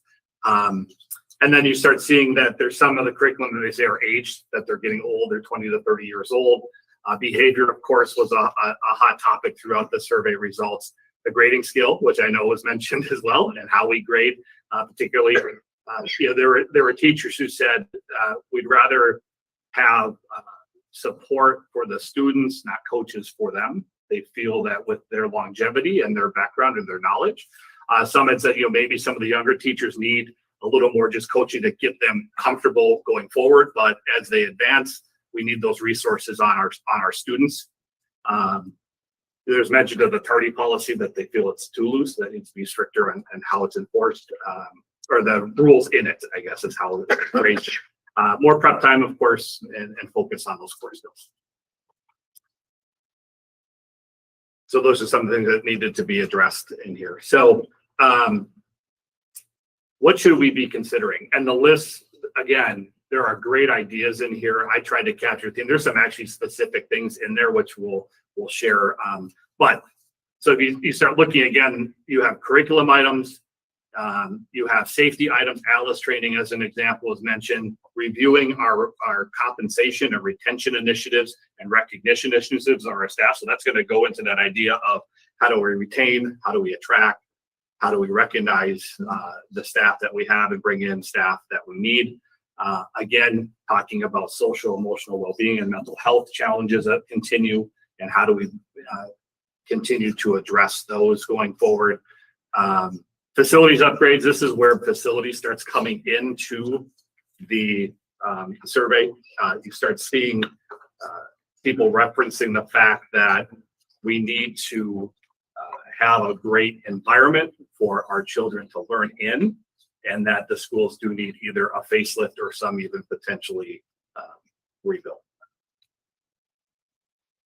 Let's see if I have comments on this one. Okay, so what opportunities exist for the school district in the next 3 years? And so this is where we begin to, again, hit these items of let's make the school district the employer of choice for the staff and the teachers, et cetera. How do we get back to that point of attracting individuals into the school district and retaining the ones that we have here? Attrition was mentioned a lot, losing good teachers, talented teachers, longevity and history and knowledge. And that was mentioned quite a bit, right? How do we, the next one here is this idea of at all levels, we need to build strong relationships, right? We have to have mutual respect and support with the school board, with the district, with the teachers, with the union, et cetera. How do we all collaborate and work together? And that's woven through the survey as well. Listen to the teachers, right? Listen and engage them in the process of understanding the needs for the students and like what you talked about, how do you engage them in making decisions around whether it's curriculum or behavior or code of conduct, et cetera. That's brought in here. Obviously, the discipline policy and the attendance policy comes up. Referendum was mentioned, right? How do we know we've passed it in the past. We know we have support. And how do we go out and get dollars for renovations, for operational needs, for new curriculum, for technology, and technology education was mentioned as well. So, and continue to grow our relationships in the community, school with other schools, the college programs, et cetera. Continue to work with our community businesses as well, and continue to expand those. And hiring the superintendent as well was mentioned, the fresh eyes, outside eyes. Critical issues. What are coming up as? Oh, actually, let me go back to number opportunities. One person commented that a board member said it best, which is investment. We have the opportunity to invest in our future, our community, and our children. If we have the courage to search for efficiencies and fund the efficiencies through increased revenue, we'll increase our ability to thrive. Without investment, we will continue to stumble through the mediocrity, doing more with less mentality. The MPSD has an incredible teaching staff. Our middle schools can be places of great change in students' lives, challenging them to become positive young adults and stretch themselves academically. Our current top-down micromanage, allow the students to do what they want approach has led to behavior problems, teacher retention problems, and even our brightest students giving low effort. People in Manitowoc believe in strong schools and support their teachers. The best we can do for our students and our community is to ensure students can read, write, and conduct themselves in a respectful manner. So some very pointed comments. So then we asked, how do you believe we're perceived as a school district? And of course, you can imagine it was all over the board, right? It was depends on who you ask. It's a bell-shaped curve. It went from poor to low to average to positive and supportive, right? People saying, hey, I think it's positive, but we're only going to get better, right? We're going in the right direction. The election, that impacts people's perception, right? And how that is out there in the community. But with that, it was social media, right? There were comments all over about a lot of rumors that happened in there, and how do we get that truth out when the truth may not be fully known? And that from the perspective that most parents are very supportive of the staff in those schools.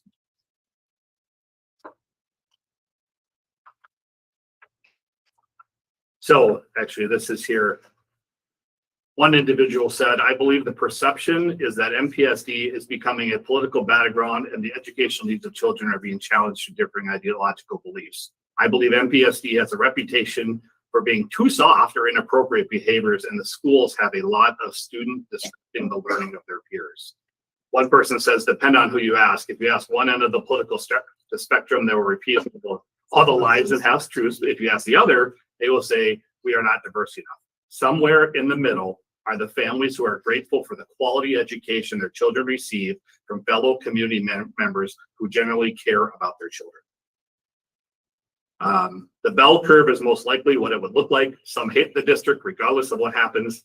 Some overly support everything, but I imagine many people in the middle and think things are okay, right? So what makes us different, right? We asked that question. When you look at other communities around us, what makes us different? And what's called out again is the opportunities that the school district provides. So there's clearly a lot of effort and passion that goes into developing programs that will attract students, give them opportunities to grow, earn college credits as an example, get work-based education. The classes that they have available to them came out as a strong positive in what makes us different. One said, though, that we're all not working together, right? This goes back to how do we get that mutual respect and continue to work. We know we have that diverse population that's growing, and how do we begin to address some of that as well? There were comments around that some of our standards are less accountable. Like, how do we, that is an issue that we're seeing lower behavior standards and academic standards in some areas, that we're not clear on our parent expectations. And that came out in a few comments as well. Of course, there's a couple where people are positive. Pay is always that question that no matter what you do, you're going to have people who say I'm well paid, or you're going to have people who say I'm underpaid. This happens all the time, but it doesn't mean you don't do the reviews and you continue to stay on top of that and put effort into ensuring that people are paid fairly for the work they do. And again, how staff are valued and recognized. Now that can be at different levels, right? People can comment at my school I'm recognized, but I'm maybe not recognized at a different level, etc. Or the parents don't recognize us, but somebody else does. And so you see that in the comments, but sometimes it's hard to decipher exactly who they're intending to say I'm not recognized by. Or funding, right? To Jim's slide in the scatter diagram, that was clear. And remember, we gave this in the survey, we gave them slides, and that was one of them. The 4-quadrant slide we provided, the mill rate information we provided, and it shows that we have a funding issue here. We're lower funded than some of the others around us. Somebody actually said there's no different than other than our size, but we have similar, and the other schools do have some of the similar issues that we're experiencing. But again, the pride came out. The legacy, you talked about, being alumni and others being alumni, and the passion you have for the school district, that came out in the survey. There's pride and the impressive legacy we have that we have to get back to as a school district. And that the staff have a lot of requirements outside of teaching the kids, right? So the meetings and the paperwork and the limited prep time that they have. My wife's a teacher. She always says, I never have enough time to prep either. So I get it. So who are our important educational partners? And how do we continue that we work with, right? And there's a whole laundry list, and it goes everything from our government officials to the business owners to the law enforcement and fire and EMS and CISA and mental health providers, and then a whole long list of agencies and nonprofits that we can either continue to work with or develop relationships with that we need to continue to foster. So there's a lot of good out there in this community. And, part of it is how do we get them engaged with the work that we're doing here at the school district. I got ahead of myself here.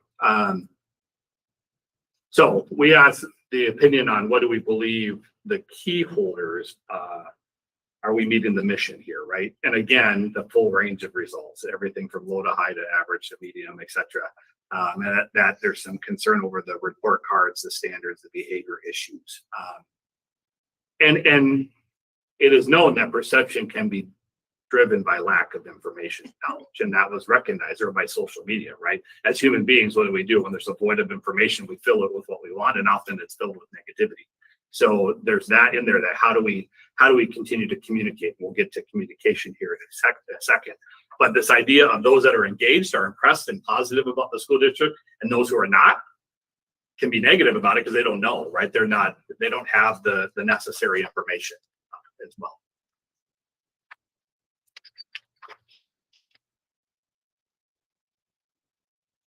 So how do these groups perceive us? So there's this idea that it's overall positive and that they appreciate that what we do here. I'm sorry, this is a communication question. So what they said is at the school level, there's this idea that, especially those who have kids in the school district, the communication at the individual school, the feeling is very good. Some then say, well, if you go up to this level school or that level school, it's not as good, right? And I'm sure that maybe parents making comments about their own experience. But then they say that at the district level and the board level, that communication has to get better. And we need that communication to be two ways, right? It has to be, how do we continue to keep people informed, and how do we maintain transparency through this process and every process? I know I have here another comment on the right page. One person did comment, and I pulled this one out. Right now, communication is poor all around, mainly because each group is not willing to listen to each other despite wanting the same outcome, right? What's our same outcome? Go back to that first slide. We want to educate the children, and we want to make them ready to be productive members of whatever stage they go to, whether that is tech school, college, workforce, etc. We want them prepared.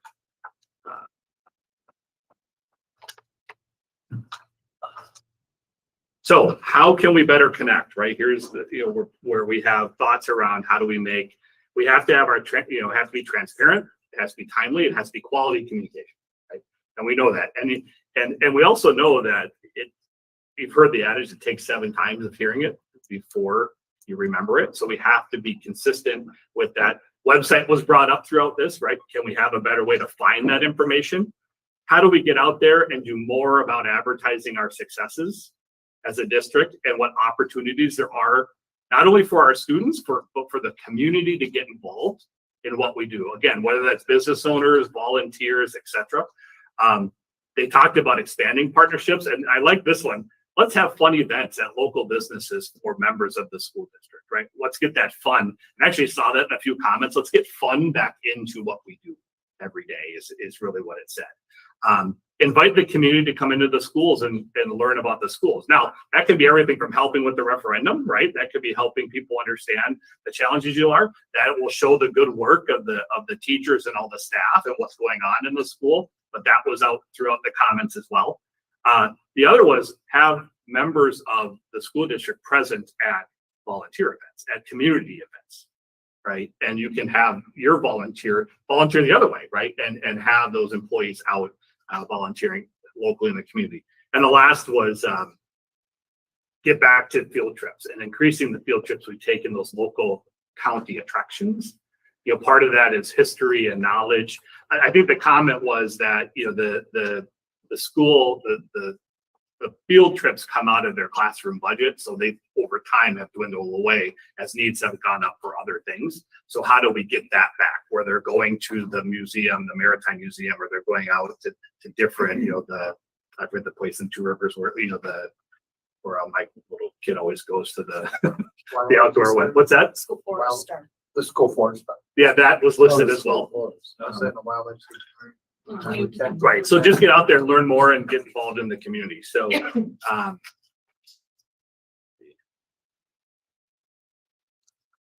so then here, the key to community ownership is not the amount of communication, but the quality of communication. People appreciate honesty. The public has legitimate questions regarding the quality of our schools that have not received straightforward answers yet. The MPSD could encourage and advertise community events, providing opportunities for the community to see the staff as human would help some of the disgruntled community members see that the staff of MPSD are people like them and just want the best for their children. So what we did is we had a very long list of, I think, 20 some odd items to say, can you help pick on a 1 to 5 scale what you would say is priority? Now, I just picked the top 10 based on 4s and 5s, but we have all of it. And so we'll look at all of that data. I had kind of 2 days so I did the easiest way to pull up 10, but again, I'll have the whole graph for you to see. And I'll read these since they're a little bit hard. So when you look at, the purple bar is a 5. They rated at the highest priority. And then green would be a 4, right? Somewhat priority, then neutral, then moderate, then it goes low to somewhat to neutral to moderate to high, right? So social and emotional development ranked the highest with 106 and 66 as your two top numbers. And then got into school safety and security. Now, that one obviously can be a lot of things that could go into school safety and security. Some of this I think I'd like to explore when we have the listening sessions with the staff to understand more what is meant. Because does that mean, access to school? Does that mean the school, they need more training? Does it mean discipline issues are causing safety concerns? What is it that would drive that high so we better understand? Somebody wrote Alice training in here. Well, okay, that's one way to be prepared for something bad were to happen into the school. So we want to make sure we explore this. Discipline was next, followed by mathematics, English language arts, science, STEM, facilities, aligning curriculum instruction to the job market, and social studies. So here we have safety, facilities, a lot of curriculum or academic items, and facilities as well. What was green? Green was your moderate priority. Okay. So what I did is I just for simplicity's sake, I added 5s and 4s together to get a total quantity and sorted it to the top 10. But again, we can sort this a lot of different ways to look at how these rate with highest, with moderate, with neutrals, et cetera, right? So you'll get the full graph. It's too big to put on a slide, right? We'd really be squinting that. Then we asked, what else? Do we miss anything in our priority list? This is just a list of the top items that came up, right? So the work-based learning, the technology education, which was mentioned in some of the survey results. How do we address at-risk students and struggling learners and raise them up? Mental health, of course, which again was mentioned in some of the answers. Special ed programs. We know that funding isn't getting better there, and we're getting more potentially in that, given the population, that the diverse population, and more ending up in special ed programs. And how do we fund those and continue to advance those? Adequate time, of course, accountability. You can see the list here.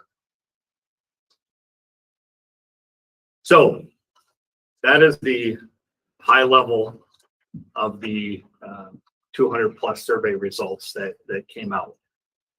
Can you do a blow up of the top 10 high and moderate focus areas? This one here? I have cataracts in one eye. Yeah. But I can't, even if they got it fixed, I wouldn't be able to do that. Yeah, I know. So what I think, again, what will be easiest, Carrie, is you'll get the spreadsheet that'll have this graph in it, and you'll see all 20 plus items and how they're rated all the way up and down. Yes, Colin.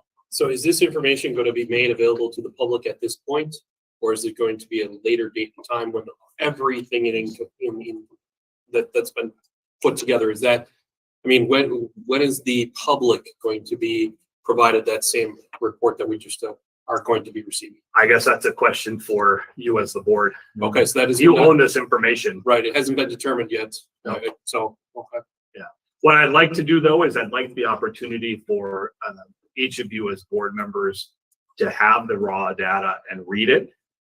And then I would like to set up an individual meeting with each of you to look at my slide deck. So you'll have that slide deck, have the raw results, and really test if I'm seeing the same trends that you would see in that data, right? Because I think it's important. I'm one set of eyes that is trying to bucket those trends. But I think it's important for each of you to look at it as well as the board to say, hey, I'm reading some of the same stuff. Plus, it's the raw comments. I'm trying to get them into a short line to put on a slide deck, but there's a lot there, right? Even in, like I said, in some of the categories, teachers listed specific programs or even included YouTube videos or websites. There's some really good information in there that I think would be good to have you guys look at as well before. Yeah, absolutely. And then because our timeline right now, and we're still on this timeline, that I'm working with Jim right now to figure out how to get a community survey out, right? I have it written. We want to be able to get a link and drive people to the website where that data can be collected then. Right, we just have to communicate it as a newspaper and radio or whatever the case may be. And Jim was working with his PR rep from CISA 7, is it 6? 6 that helps with some of that. So we're trying to figure that piece out. We can launch that as soon as we have that, right? Where it's going to go, how it's going to get out there, and then put a deadline on that to drive as much of the community to answer those questions as well. I'm next to come back on the 27th with a thought of what those pillars may be based on the results, right? What's going to drive those main columns of the plan. But I'd like to speak to each of you before that 9/27 date, if at all possible. Now we have a little flexibility. If we need to shift things, we can, but I'd like to set up at least 30 minutes, if not an hour, with each of you. How are you best to set those appointments up? Would you prefer a phone call, emails? How are we? I can send you all an email, and you can send me your availability, and we'll get it done. Whether we come in person or we get on the phone or a Zoom or however we want to do it, I'm fine. I'm here, so I can meet you. I can wherever it works for me. And pretty much any hour. I do coach football, but I can be flexible there. Then with that, we'll set that deadline for the community, and I think we can be a little flexible with that one. We have it now that as soon as we can get it out, we want it back early October, but we can probably work on the right date based on when we get that out. And then I come back with also a review of the community data. Now, there's not as many questions, right? We want to, and we don't want, we want to be able for the community to take it quickly and get us the information. So that we would intend to get that back at an October meeting to have that data from the community as well. And at 10/25, I'll come back as we continue to refine, as we start building the plan underneath those pillars. So, today is no action. This is informative. In November is when we're going to hold listening sessions. We're going to have one with Jim and his staff, or his staff at the leadership level, the principals, so get them in a room, and then multiple for the teachers and staff, right? And we got to just set those dates. Is there a time that works best? Again, I'm fairly flexible, but we want to have opportunity for teachers and staff to also, now that we have the data, we can start asking some questions and some clarification and get additional feedback. And maybe some didn't take the survey, but would like to come. Obviously, we want to invite as much feedback as we can and start talking about what those pillars of the plan are drafted to be and get feedback on those, right? And then come back here in December with the draft plan and hopefully finalize it in January. Hey, Brett, you said, would we get a copy of the raw data you said? Yep. It's in an Excel spreadsheet. Okay, great. So would we be able to see, how many responses you got for one particular bullet point on here, just out of curiosity?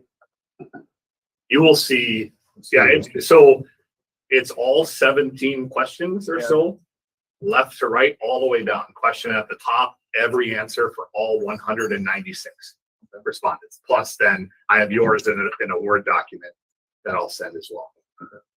Yeah, it's all right there. And then there's the two graphs I have, the one of who took it and the one with all the priority areas are on a tab in that document. So it's all verbatim comments right from there. The only thing we have is the category of the individual who took it and the date it was submitted. There's no other identifiers on there. So, Jim, and I guess this President Seldner would have to weigh in on this.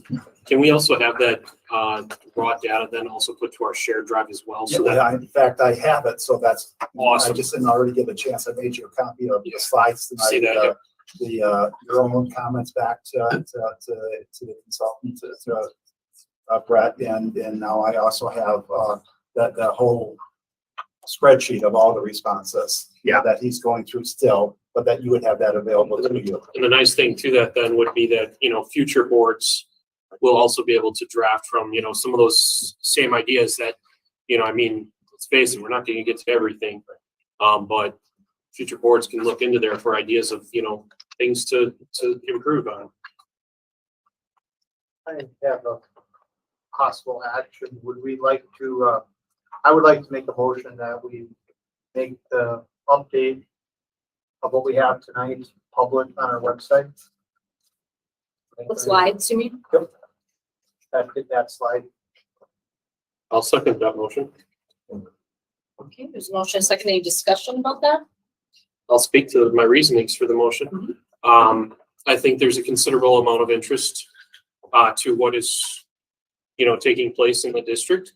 I think that there's, something to be had by having more eyes on things.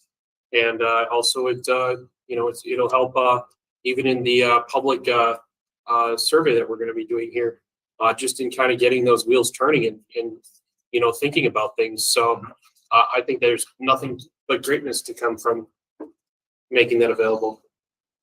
So great motion. Yeah, I just thought it would be good to be transparent, and the data is the data.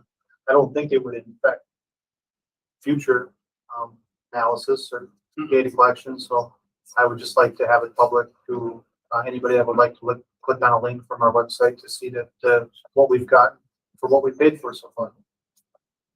Yeah, I mean, I would wonder how would it skew our community results to see the data at this time.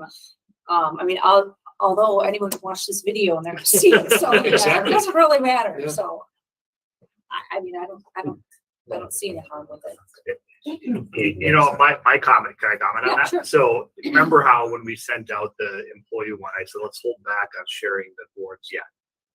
And part of that was for me to you know, we don't want to skew any thought. Right. Now, when you read it, it is aligned, right? It is strongly aligned to what you as the board were thinking and what the staff on, especially when you look at that first slide out of the gate, right? What is our focus? Let's educate our children. Let's make them ready for their next phase of life. Let's make them contribute. And then it flowed through there.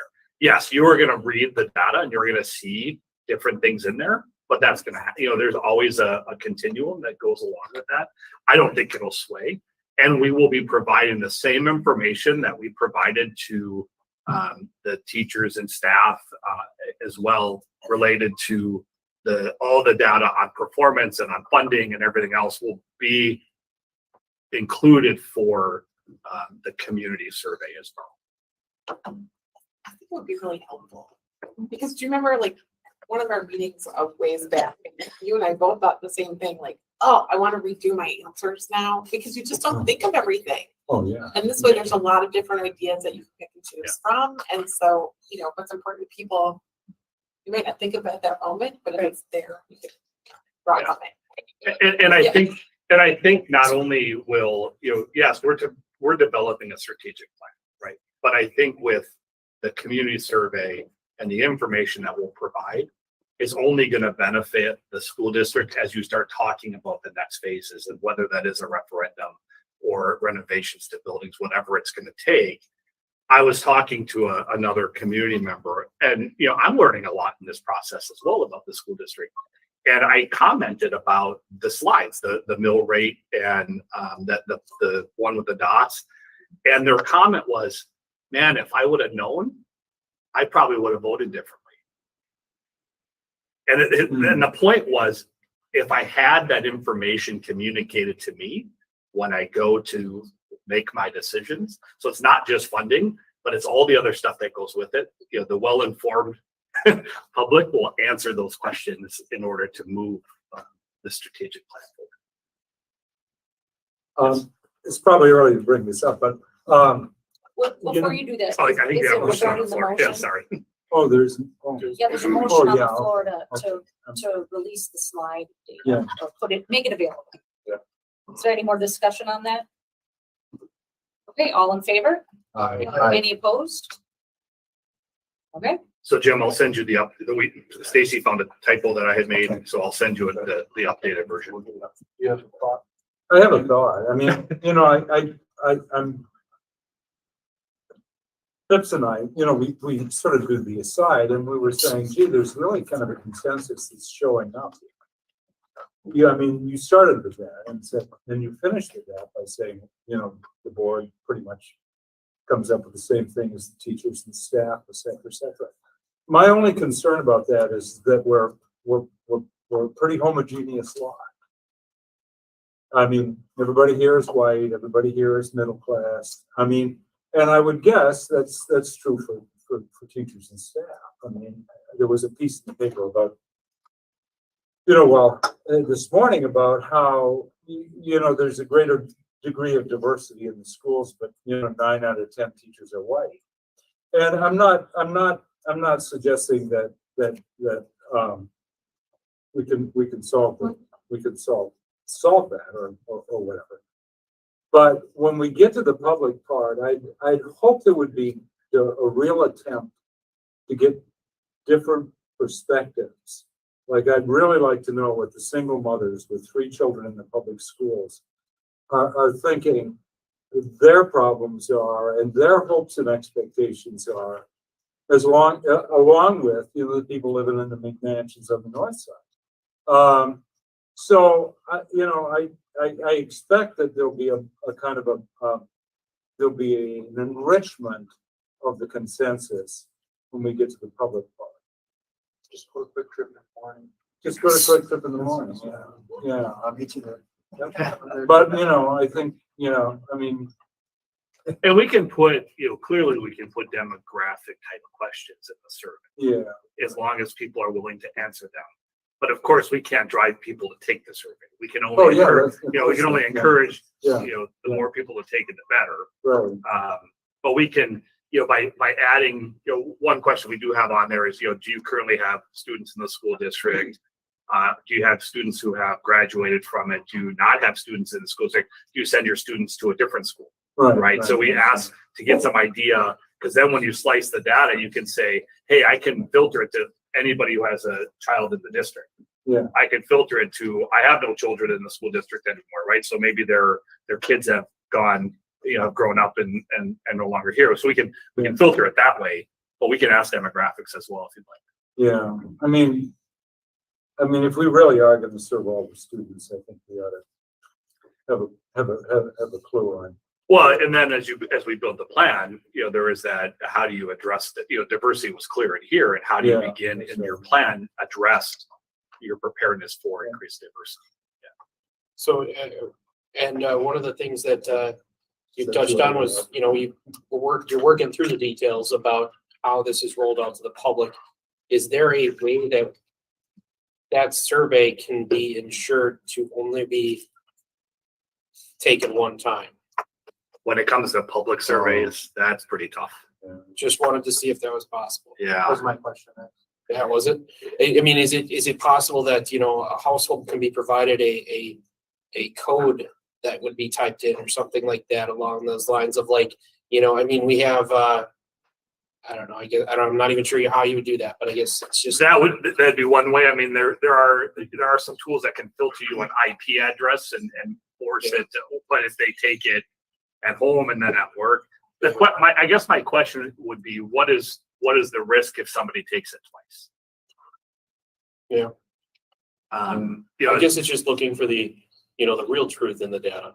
I guess that's just what I would like, just the truth. So if you're going to do the code level, that would probably be a district-wide mailing, and that would be a question if the funding is available to send something like that would be able to go to every household and then ensure that it's, because do you want the opinion of just the household, or do you want both mom or dad or caregiver or whoever, right? Because there'd be multiple people potentially in each household that could take that survey.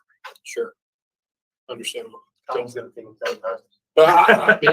And even IP address would be tough, because if I take it and then my wife wants to take it and we're both sitting at the kitchen table. Yep. Then it's going to say only you can take it, you can't take it. Public library computers. Yeah. Right. Cool. Okay. Thank you, Anything else? Brett. We appreciate the update.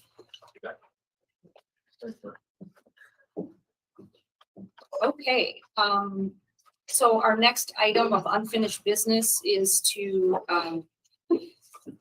on the curriculum committee, 8/16/22 and 8/24/22 brought forth the policy 2240, controversial issues in the classroom with revisions. And so we're bringing that forward from the 8/24/22 special board meeting where we talked about it. So is there any further discussion on that, Colin? Point of clarification, no changes have been made since the last first read. Is this correct? Well, Correct. All right. Because we made some addition, or Carrie had brought up some wording language that was changed, but nothing. It is sat since we looked at it at the last reading. So any further discussion about? I guess I want to clarify something. Yep. I want people to be aware that policy 2240 is not a new policy. This policy has been here as long as I know of, and that we just addressed it again and did make some changes. But it has been a policy that's been around for a very long time. And I did, I know I shared with somebody, one of the things that the school district invests in is a company called Neola, and Neola provides a template. And in that template, they offer suggestions. And so we had I don't know if that ever went out, but we had a graph that showed that. And so one of Neola's suggestions, you can basically, what it does is it gives you can say this, this, or this. And you don't have to say any of them. You can make up your own if you want, but we use Neola because they've done that research. So we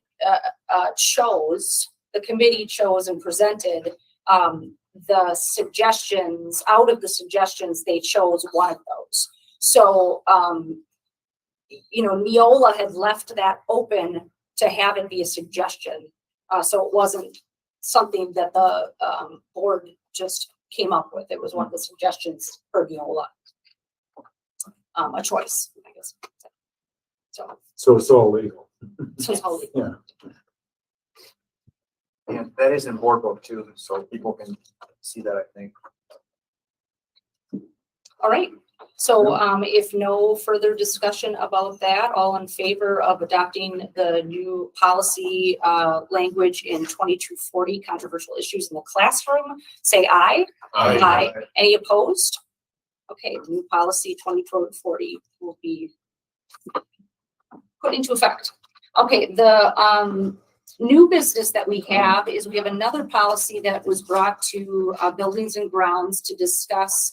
And they've discussed it several times, and it's coming for the first read as well. And this was a first and second out of the committee. 9722 Buildings and Grounds Committee, the first read of policy 9510.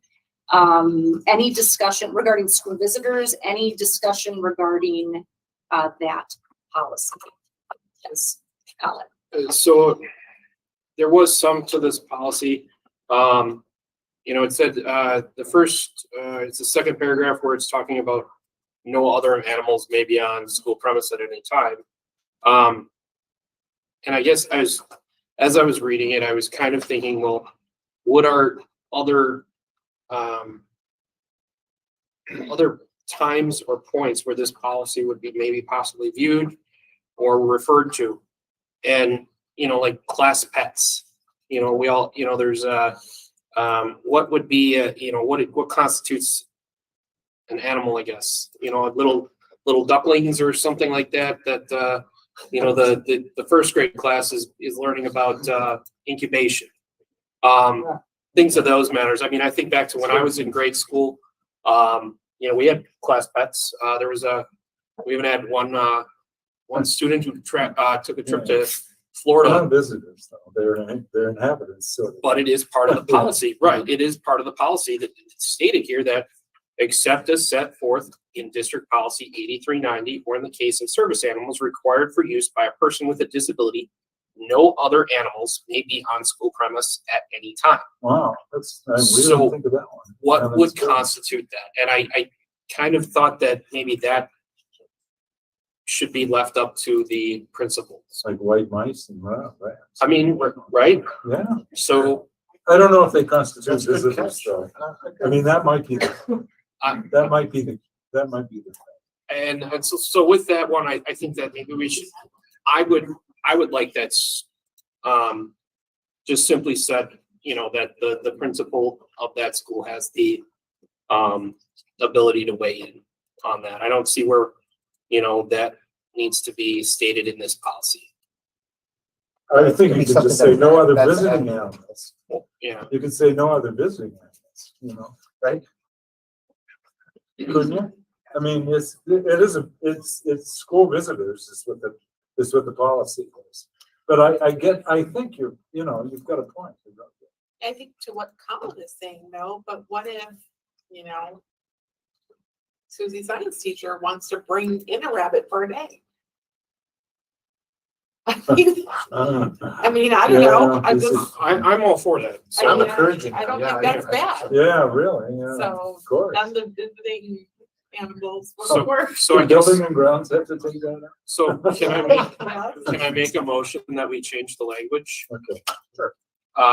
subject to, the discretion of the principal. Oh, yeah, that's pretty good, John. Yeah, that's Okay. good. Is there a second? I'll second that motion. Thank you. Any discussion, regarding that, further discussion about that? So we are, just to be, this is paragraph 2. Paragraph 2, correct? And have you read 8390? To be completely honest, I have not read 8390, but I do believe that in this or in the policy that we're addressing right now, I think it still could state due to the, or up to the discretion of the principal. I guess I'll look to it right now and. Yeah, that's cool. If I could, share some insight. Great. The 8390 goes through the, things about, we do allow animals on site, provided these provisions. Some of them are vaccinations to make sure your dog is or cat is up. So, this is all about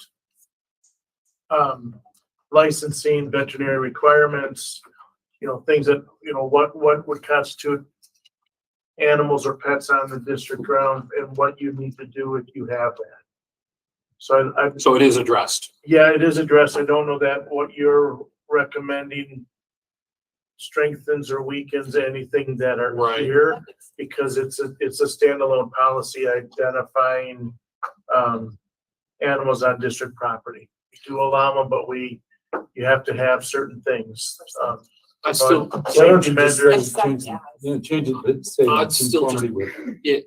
that policy. Yeah, I mean, I think I'd still like to leave my motion out there as is, just to, so that, if it, I think that the principal is the captain of that ship. I think so too. I would like to agree and just state that I still support that motion, because there are other animals. I don't know if it's for show and tell or whatever. Kids might bring in some animals you don't get vaccinated. What if somebody has a pet? I don't know, that they don't bring in, say an insect or something like that. You don't give them vaccinations. Or a crab, or yeah. Yeah, sure. Well, but But it the does- point is, that's something up to, I think that, like you said, the captain of that ship should do that. To the principal. But it does say except as set forth in district policy 8390. Sure. So the, It already says, like, these are parameters for animals on premises. That's kind of how I feel too, It's is that it's totally redundant. Identified. Okay. oh, yeah, okay. All right. There's a lot of language in here about the principal shall do this or that, and if the principal should remove or exclude a service animal. So the principal does have. He already has autonomy said, yeah, Yeah. okay, then I'll withdraw my motion. Okay. That's good. Thanks, yeah. That's a good idea. Chris, way to have that memorized, that Wow. policy. I'm the indoor air quality guy too. There you go. Wow. Okay, any other further discussion about the school visitors? Yeah, so all the changes are on the second page, so. Colin? So the other one that I had was, the fourth paragraph. And the fourth paragraph is, let me move my little. The sex offender one? It is, yeah. So the fourth paragraph is parents and guardians who are registered sex offenders and wish to participate in their child's school activities may be allowed on campus at the discretion and under the direction of the principal. Such parents, guardians must inform the school administration of any time they will be on the school grounds. Conditions may be imposed upon participation, including but not limited to the following: must have prior permission, must check in, must have approved escort in building, or at event, must leave premise immediately upon conclusion of business, and may not visit while school is in session. So I would like to see the sentence where it says conditions may be imposed, to conditions will be imposed upon participation.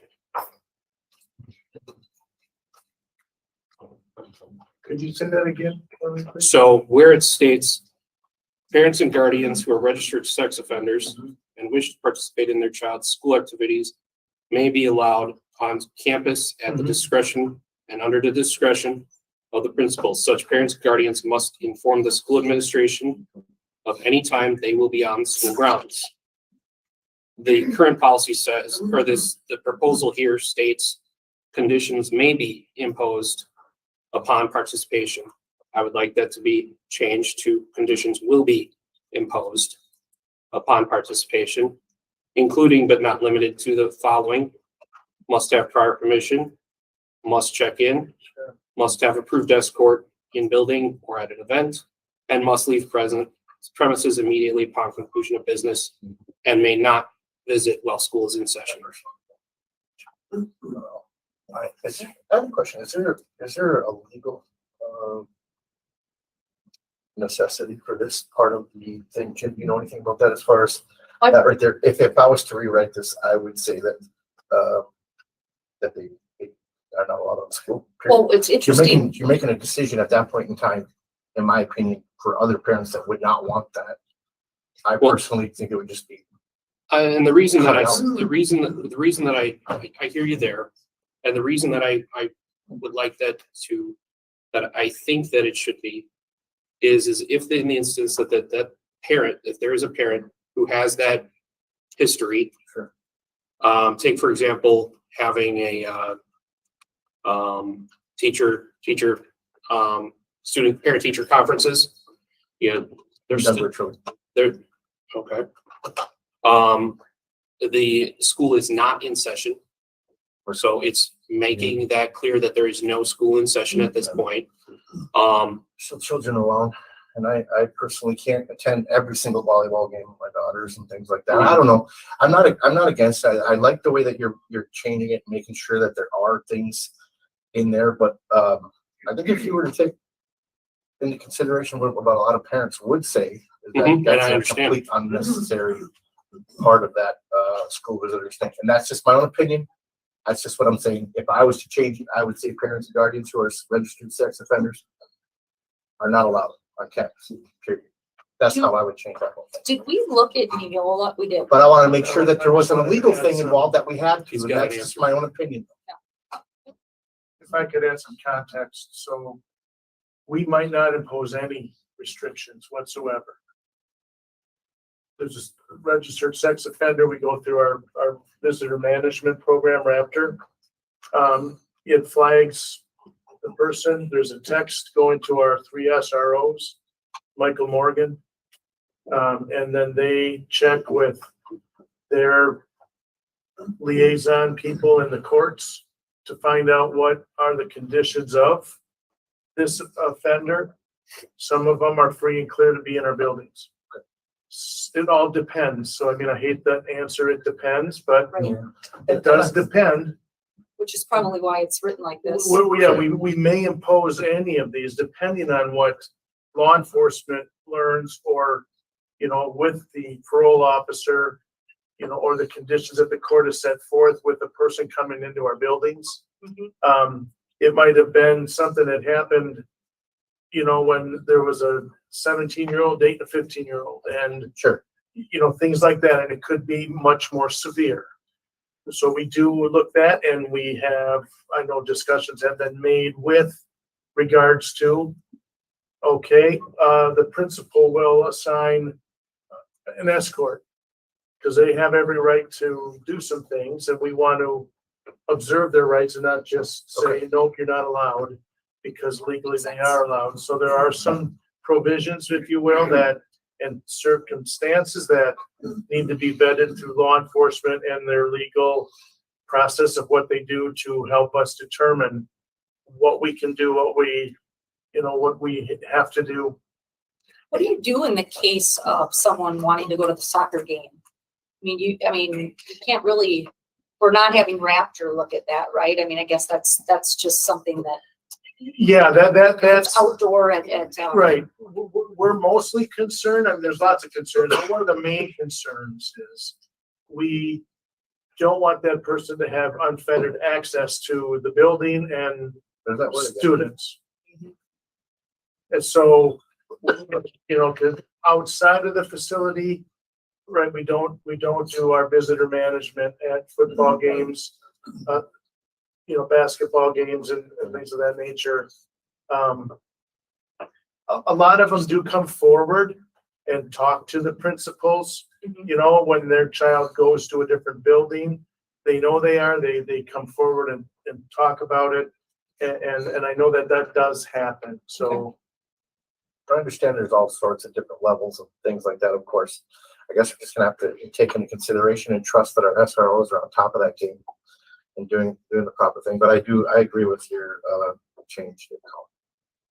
So would we be in, I mean, obviously what I'm hearing is that we have certain legal obligations and legal rights that those people are afforded.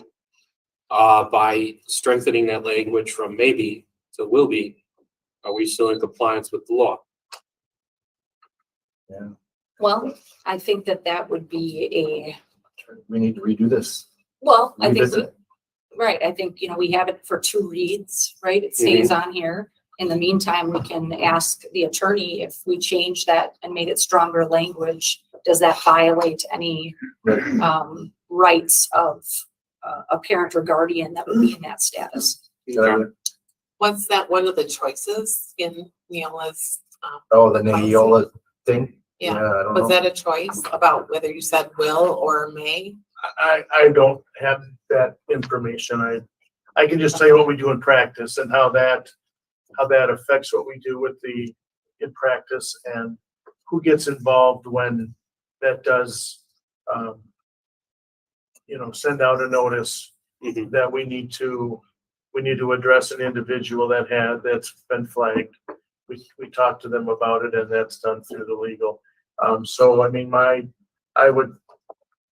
suggestion is to leave it as may, because I don't think it's a problem the way it is right now, but rather identify the paragraphs that we did change in the committee to see how that changes, because these are all been not monkeyed around with in our committee. Yeah, I guess the reason that I'm bringing it forward is, I mean, as I'm reading the policy, I noticed, a couple other outlier things. And, part of the point of visiting the policy is to update these policies and make sure that they are, up to the standards of our district. I see the way that it's written now, Colin, and the reason why you wanted to change, at least in my opinion, is that the way that it's written now, I see it as it has room for people to be lackadaisical about the situation. Well, when you turn may to will, it imposes that there has to be some action kept up. Yeah, and I mean, it's not necessarily. I'm not implying that there's going to be, complacency. But I think I guess even to the point that Carrie had stated in the last time with the last policy that controversial issues. Right. Why create wiggle room? Part of it is just these are policies. Let's establish it. Just take away the grand. Call a spade a spade. What if? I'm sorry. No, go ahead. What if there's a situation though where probation would say that they have the ability to not need prior permission based on blah blah blah, and we say that no, you have to no matter what, and that infringes upon their right based on whatever program they did. Maybe they did a sex offender program, or and they're allowed to not have that scrutiny. I guess is what I'm wondering.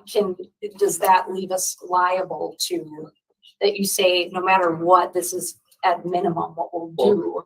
I guess that's why we would probably want to refer what the legal team, the lawyer would have to say about that. I mean, obviously. There's reason for strengthening that. There's, obviously. And then there's obviously we have to abide by, what the courts have dictated as far as those, it's not we're not reinventing the wheel here. These are pretty tried and true cases. Yeah, it seems to me that if you go right back to the topic sentence, parents and guardians who are registered sex offenders and wish to participate in their child's school activities maybe, doesn't say will be at that point, may be allowed on campus. That suggests that they may not be allowed on campus. True. But if they may be allowed on campus, then they may be there may be imposed other, imposed upon participation.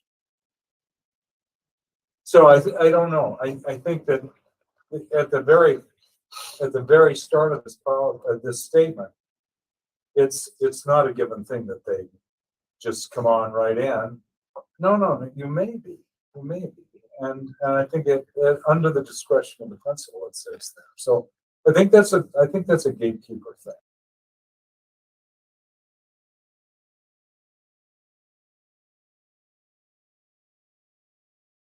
Chris's statement, like it could be something that happened in high school. And what if that parent's like 40 years old and it happened between two teenagers?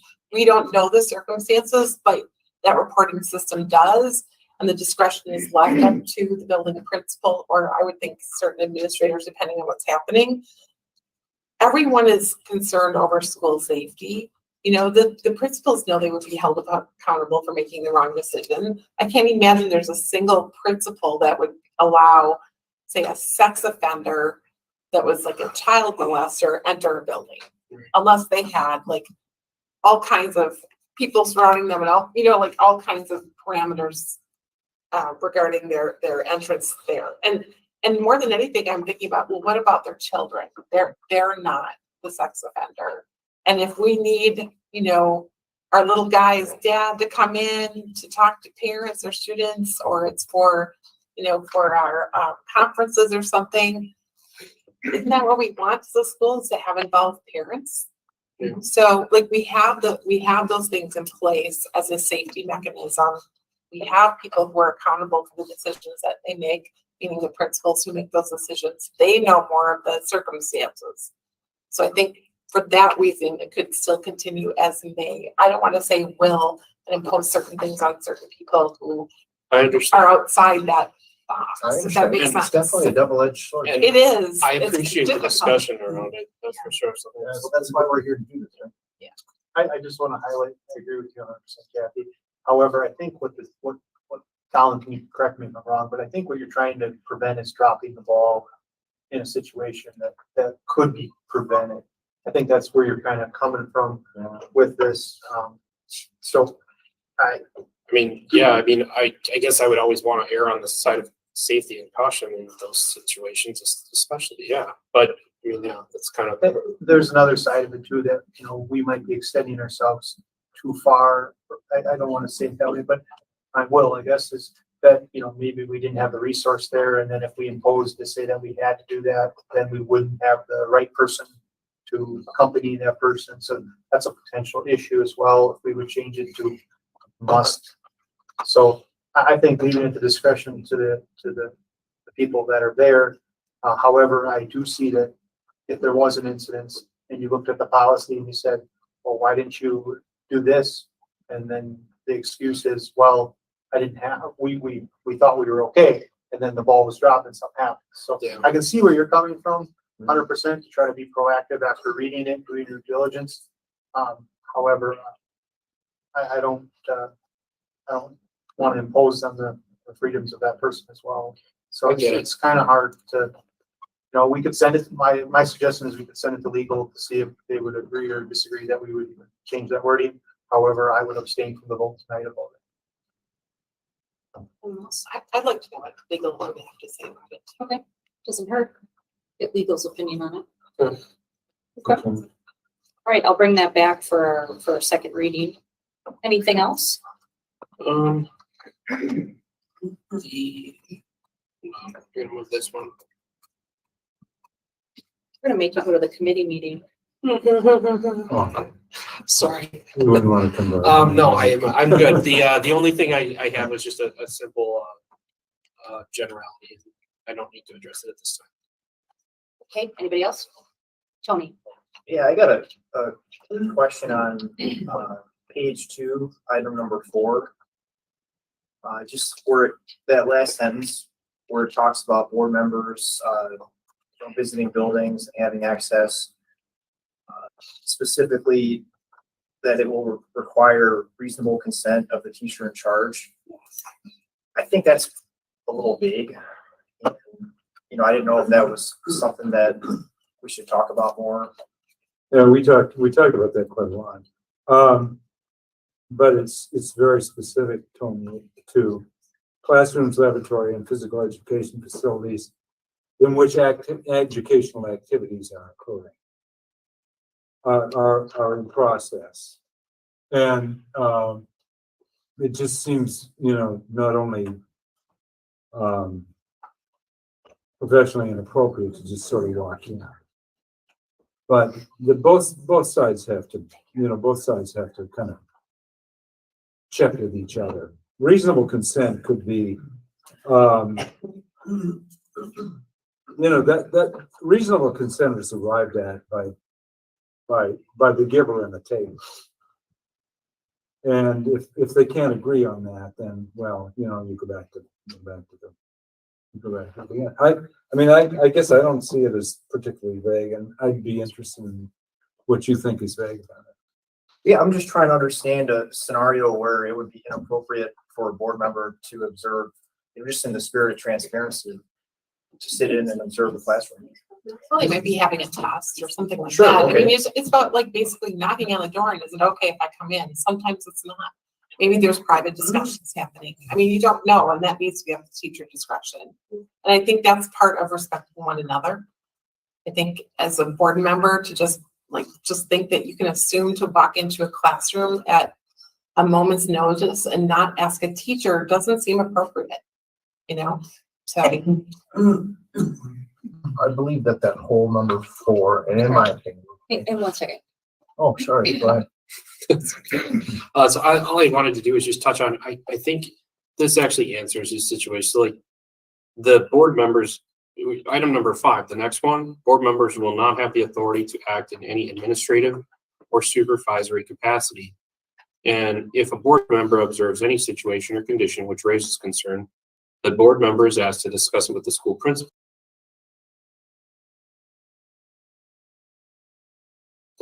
And if this board member believes the condition is serious, he should report this to the superintendent. So, I mean, if the objective is to observe or review, I think that in those instances, you would most likely be afforded the opportunity by seeking the same avenue of approach by speaking to the principal. And if obviously you're denied and you feel it's inappropriate denial, then you can obviously there is an appeal option that's presented in number 5 as well. Right. So I guess to that, we do still have the ability to observe, but they're trying to create a structure in how that is spelled out. So I don't know. I guess I would think that. Can I? Well, wait, hang on, Matthew.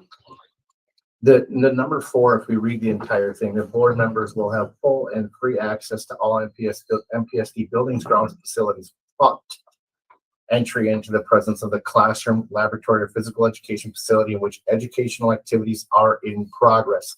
When we decided to come up with this, we wanted to, and there was a lot of confusion. I think people were upset that we would be disrupting classes and things like that. But I believe that we clarified that when we talked about it, and I know that I did, that nobody's interested in disrupting the class. So I think this just kind of covers the fact that, during class and things like that, we would get permission from the teacher. Like she said, like Kathy said, it's just all about respect.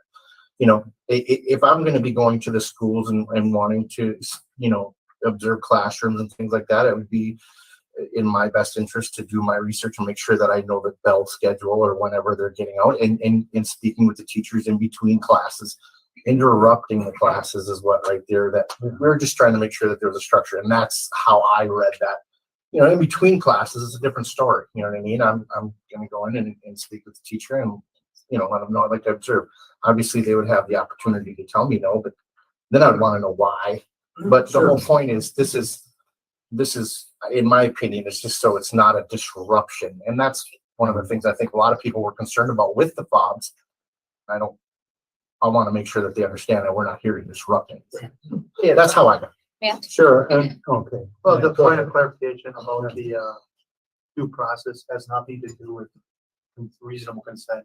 So I think, in my opinion, you misspoke.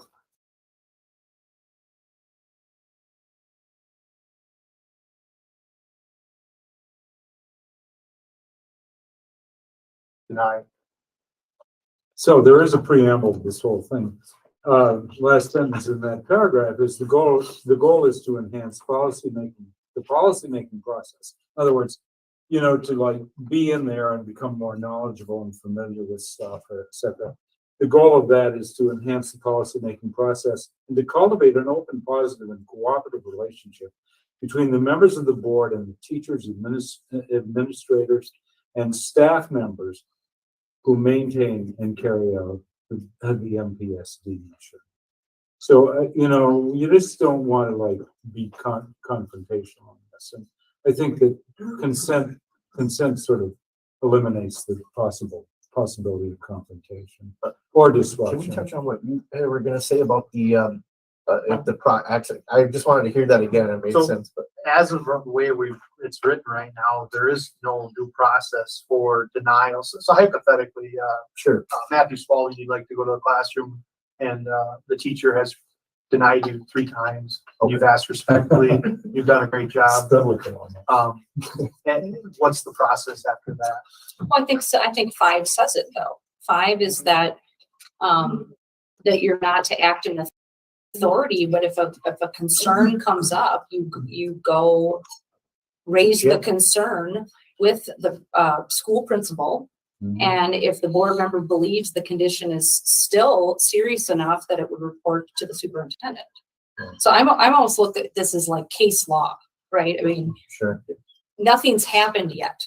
And, you know, I've heard from a number of teachers that are come at any time, right? So I think it's we have a process that if it were an issue, then let's sit down and talk about it, and let's talk to the principal and the superintendent and certainly the teacher on, you know, am I coming at the wrong time? Or so I do think that we have a due process here of what happens when if that would become a pattern. Sure. I would just like to make mention that I have been around to the schools, you know, and recently the beginning of the school year, and I will say it's been so open and so welcoming. I don't know what you guys are experiencing, but all of the teachers are fantastic, and it's more than open. So I don't think that would be an issue, but I do. It's because you rock the beard. They think you're Santa Claus. Yeah, they've been really good, and they want us to be. You know, I get a sense of community and teamwork that they want us to be involved in. And I really, I haven't had that good.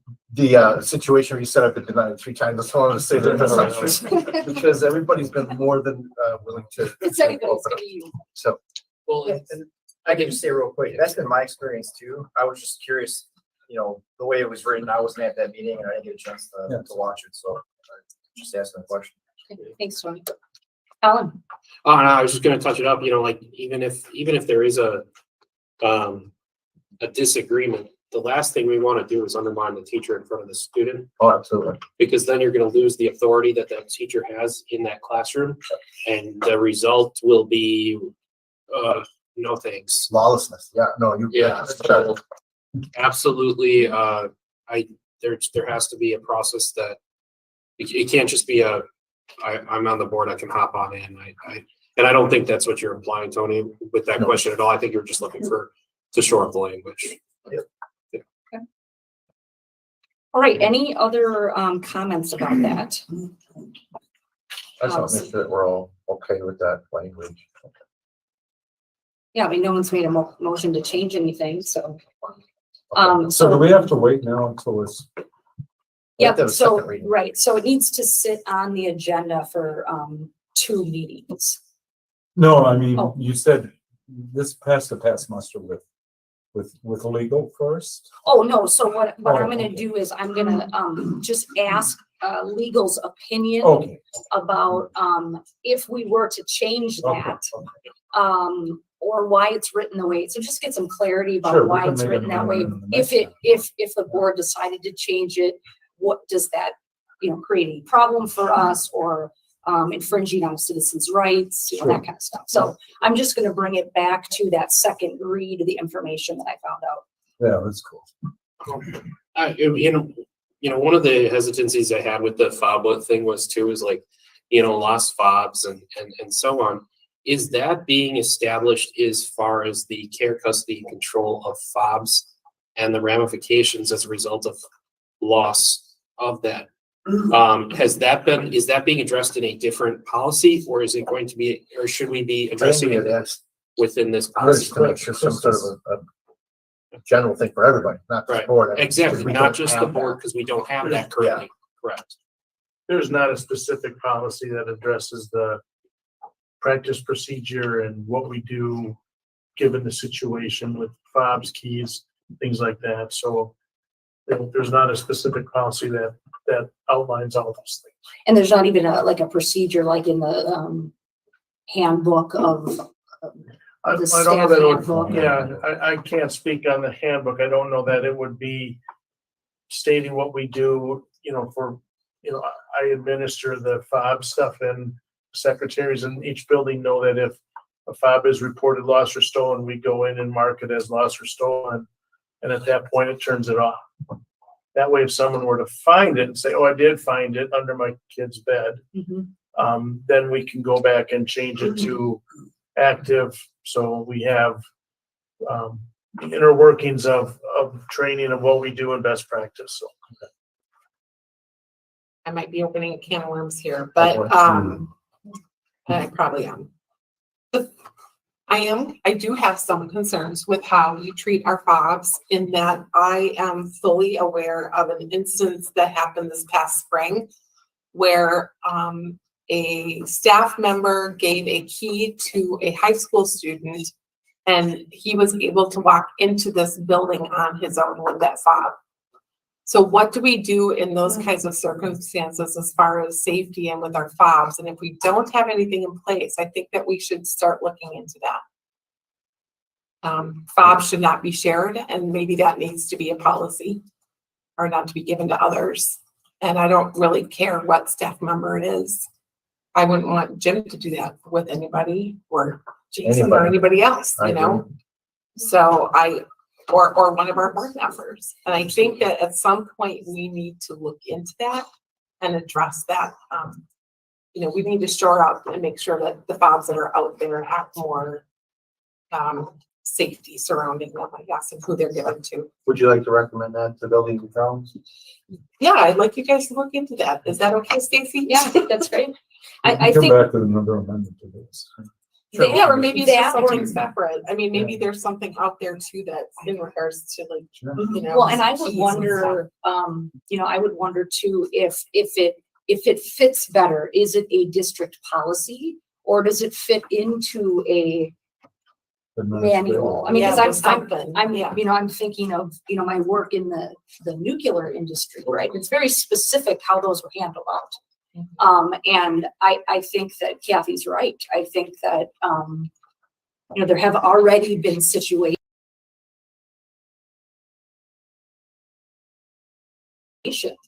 that have happened, and, and again, it's, was there a conversation with that person? Was there, what's the procedure that we have when that happens? And that's kind of what, it sounds like it's more like a procedure, but I don't know where our safety procedures are housed or how that works.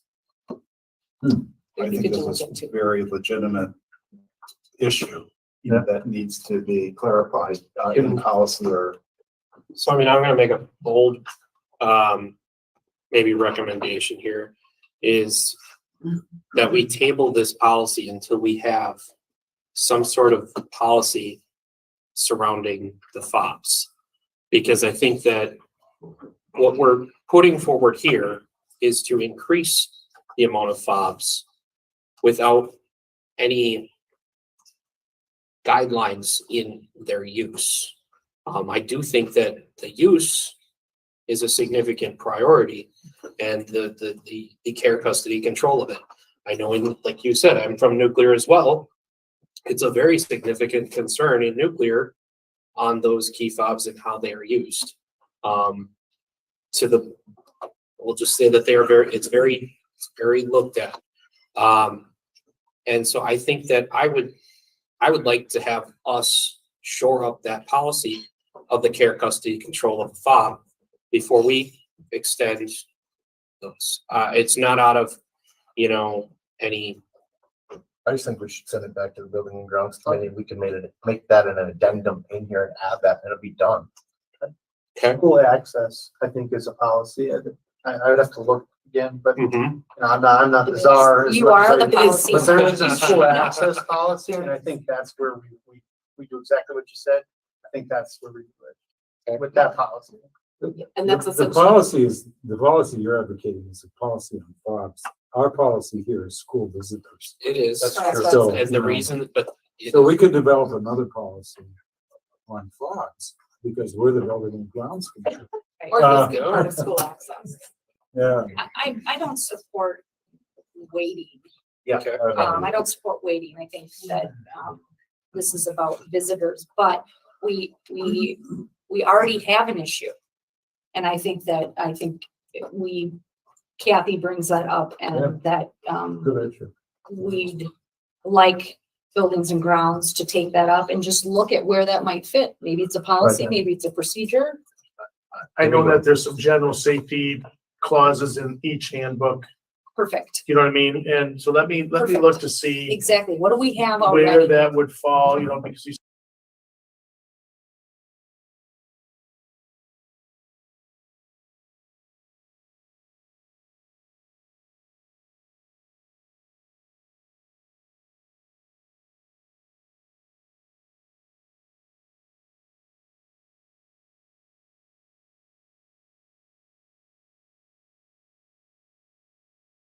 find more, and so that'd be fine. Yeah, it could be a gloss. I mean, Article 6 in the how to use your fob. Board members must fully comply with all safety and security policies and relevant laws. And I think that we could definitely develop a policy. Yeah, but I think this would be for. Yeah, and I think Chris is right though. Do we have something? Yeah, do we have something? Right. Let's explore what's there, and then because it's more about and I think the whole premise of all of this is it's an overall if going back doing this differently, it would have been let's look at all our safety things and what are we doing now and what can we do better. So that would be great, Chris, if you and your team could do that. Successful can of worms. I guess I was. Successful can of worms, yeah. I guess I looked at one other thing as you guys were speaking to that, and it was that I know, right? That's just what I do. But it was also stated that we can revoke any. Where is that now again? I think there's a May in there. There's thanks, Gary. Number 7. Zing. Yeah. But it was that the revocation can be had. So I guess there, and then with us looking into that, or with Chris looking into that, sure, that would shore up my concern. Okay. Perfect. Okay, so we'll keep this on there. I will look with legal about the one issue that we have. I'll work with Jen to do that. So Stacy, can I just clarify, Yes. just after all the discussion? Yeah. Was the first read approved? You're going to look at legal counsel, and if there's any changes that'll be brought forward to the second read at Yes. the next meeting. Okay. Yeah, we haven't voted. We haven't actually officially voted. Yeah, We have not. you're right. Our first read. I'll make a move that we approve the policy as presented. Motion to adjourn. I'm just kidding that. With Sure, with guidance by. With the clarification. Clarification. yeah. Okay. Sure. I'll second that. Okay. Any more discussion? Aye. Okay. All in favor? Aye. Any opposed? Nope. You're sorry. We're good. Okay, One percent. okay, that's new business. We have the So, longest meetings in town. I know, right? Other business. Just a couple remarks. We got a lot of, I got some personal phone calls about Dwayne Simmons. And when we did a moment of silence for Dwayne, but on the video, it wasn't noted, and I don't even think I said his name. I just said a moment of silence. So I wanted to recognize Dwayne and his family. We all on the board got a really super message from someone at Jackson that I thought just really illustrated, and I sent messages to the administrative team that was part of that. But, you know, I had interacted with Dwayne a few times because we went to the same church, but I didn't know him as an educator, but just to hear the stories, and I was able to attend the funeral, and just what a wonderful man. And so I want to just take time to make sure that we acknowledge that, as I didn't say that before. So I appreciate the person calling me and bringing that to my attention. And just wanted to say our thoughts are still with the family. It's still brand new. And just to thank all our staff that's come forward to really support the students. I heard they've just done an amazing job of coming together. So we all really appreciate that. The other thing I wanted to note was we at the executive committee, we talked about having, one of the things we did was we're really trying to be more connected with our schools as a board.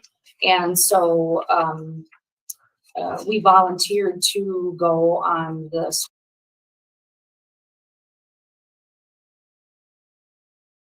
start of the school year to meet with some of the schools, and we'd like to carry that on. Lance, I heard your nice words. I appreciate that yesterday in the ad hoc about the list to everybody, and I'm gonna also have that somehow be put on our webpage as well. And just for a chance, you know, that each school board member has can just report back and tell us how things are going and be part of the activities. And I did notice, you know, so many people like don't like our website, but man, I think it's not too bad. And one of the things I wanted to bring up to everybody is if you go to the website and on the schools page, each school has its own page, and they all do something a little bit different. But I know one of the things that I love is we are now getting the Monday memo from Lincoln. I love that thing. Well, a lot of the other schools do that as well. And so when you look on here, look for your school and look what they have on their website, because it talks about, you know, when PTO is, meetings are, when events are happening, all that kind of stuff. So I encourage you, you know, to do that. I was, you know, unbeknownst to me that, or unbeknownst to the parent, they didn't even know that I'm going to have Monroe as my school, and they needed people for that. Apparently they do a pancake breakfast for the kids every year. And so You don't get to eat it. I just have to serve them apparently. So you know, that was nice that they did that, but just so everybody knows that you have your schools, and we'll put that out on the website for everybody. And hopefully we can start making some more of those connections that we'd like to. Other than that, I don't have anything else. Future meeting dates. I know there are some set up. Angela, I know we have a budget stuff. Yep, on the 21st. 21st, okay. 5:30.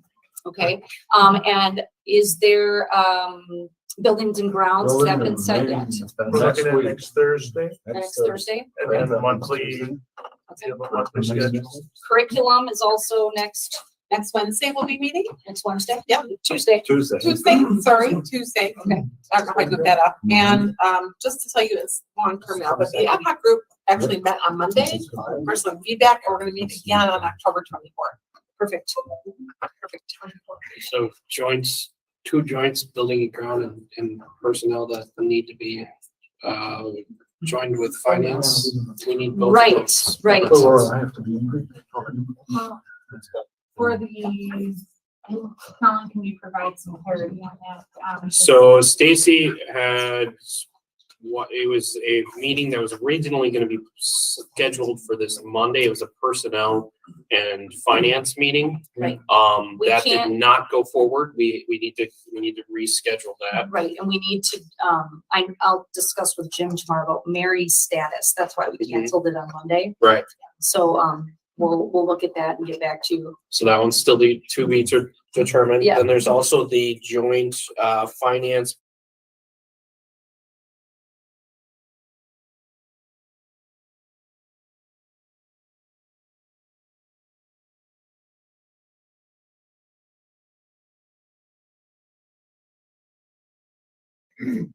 Carrie, correct me if I'm wrong.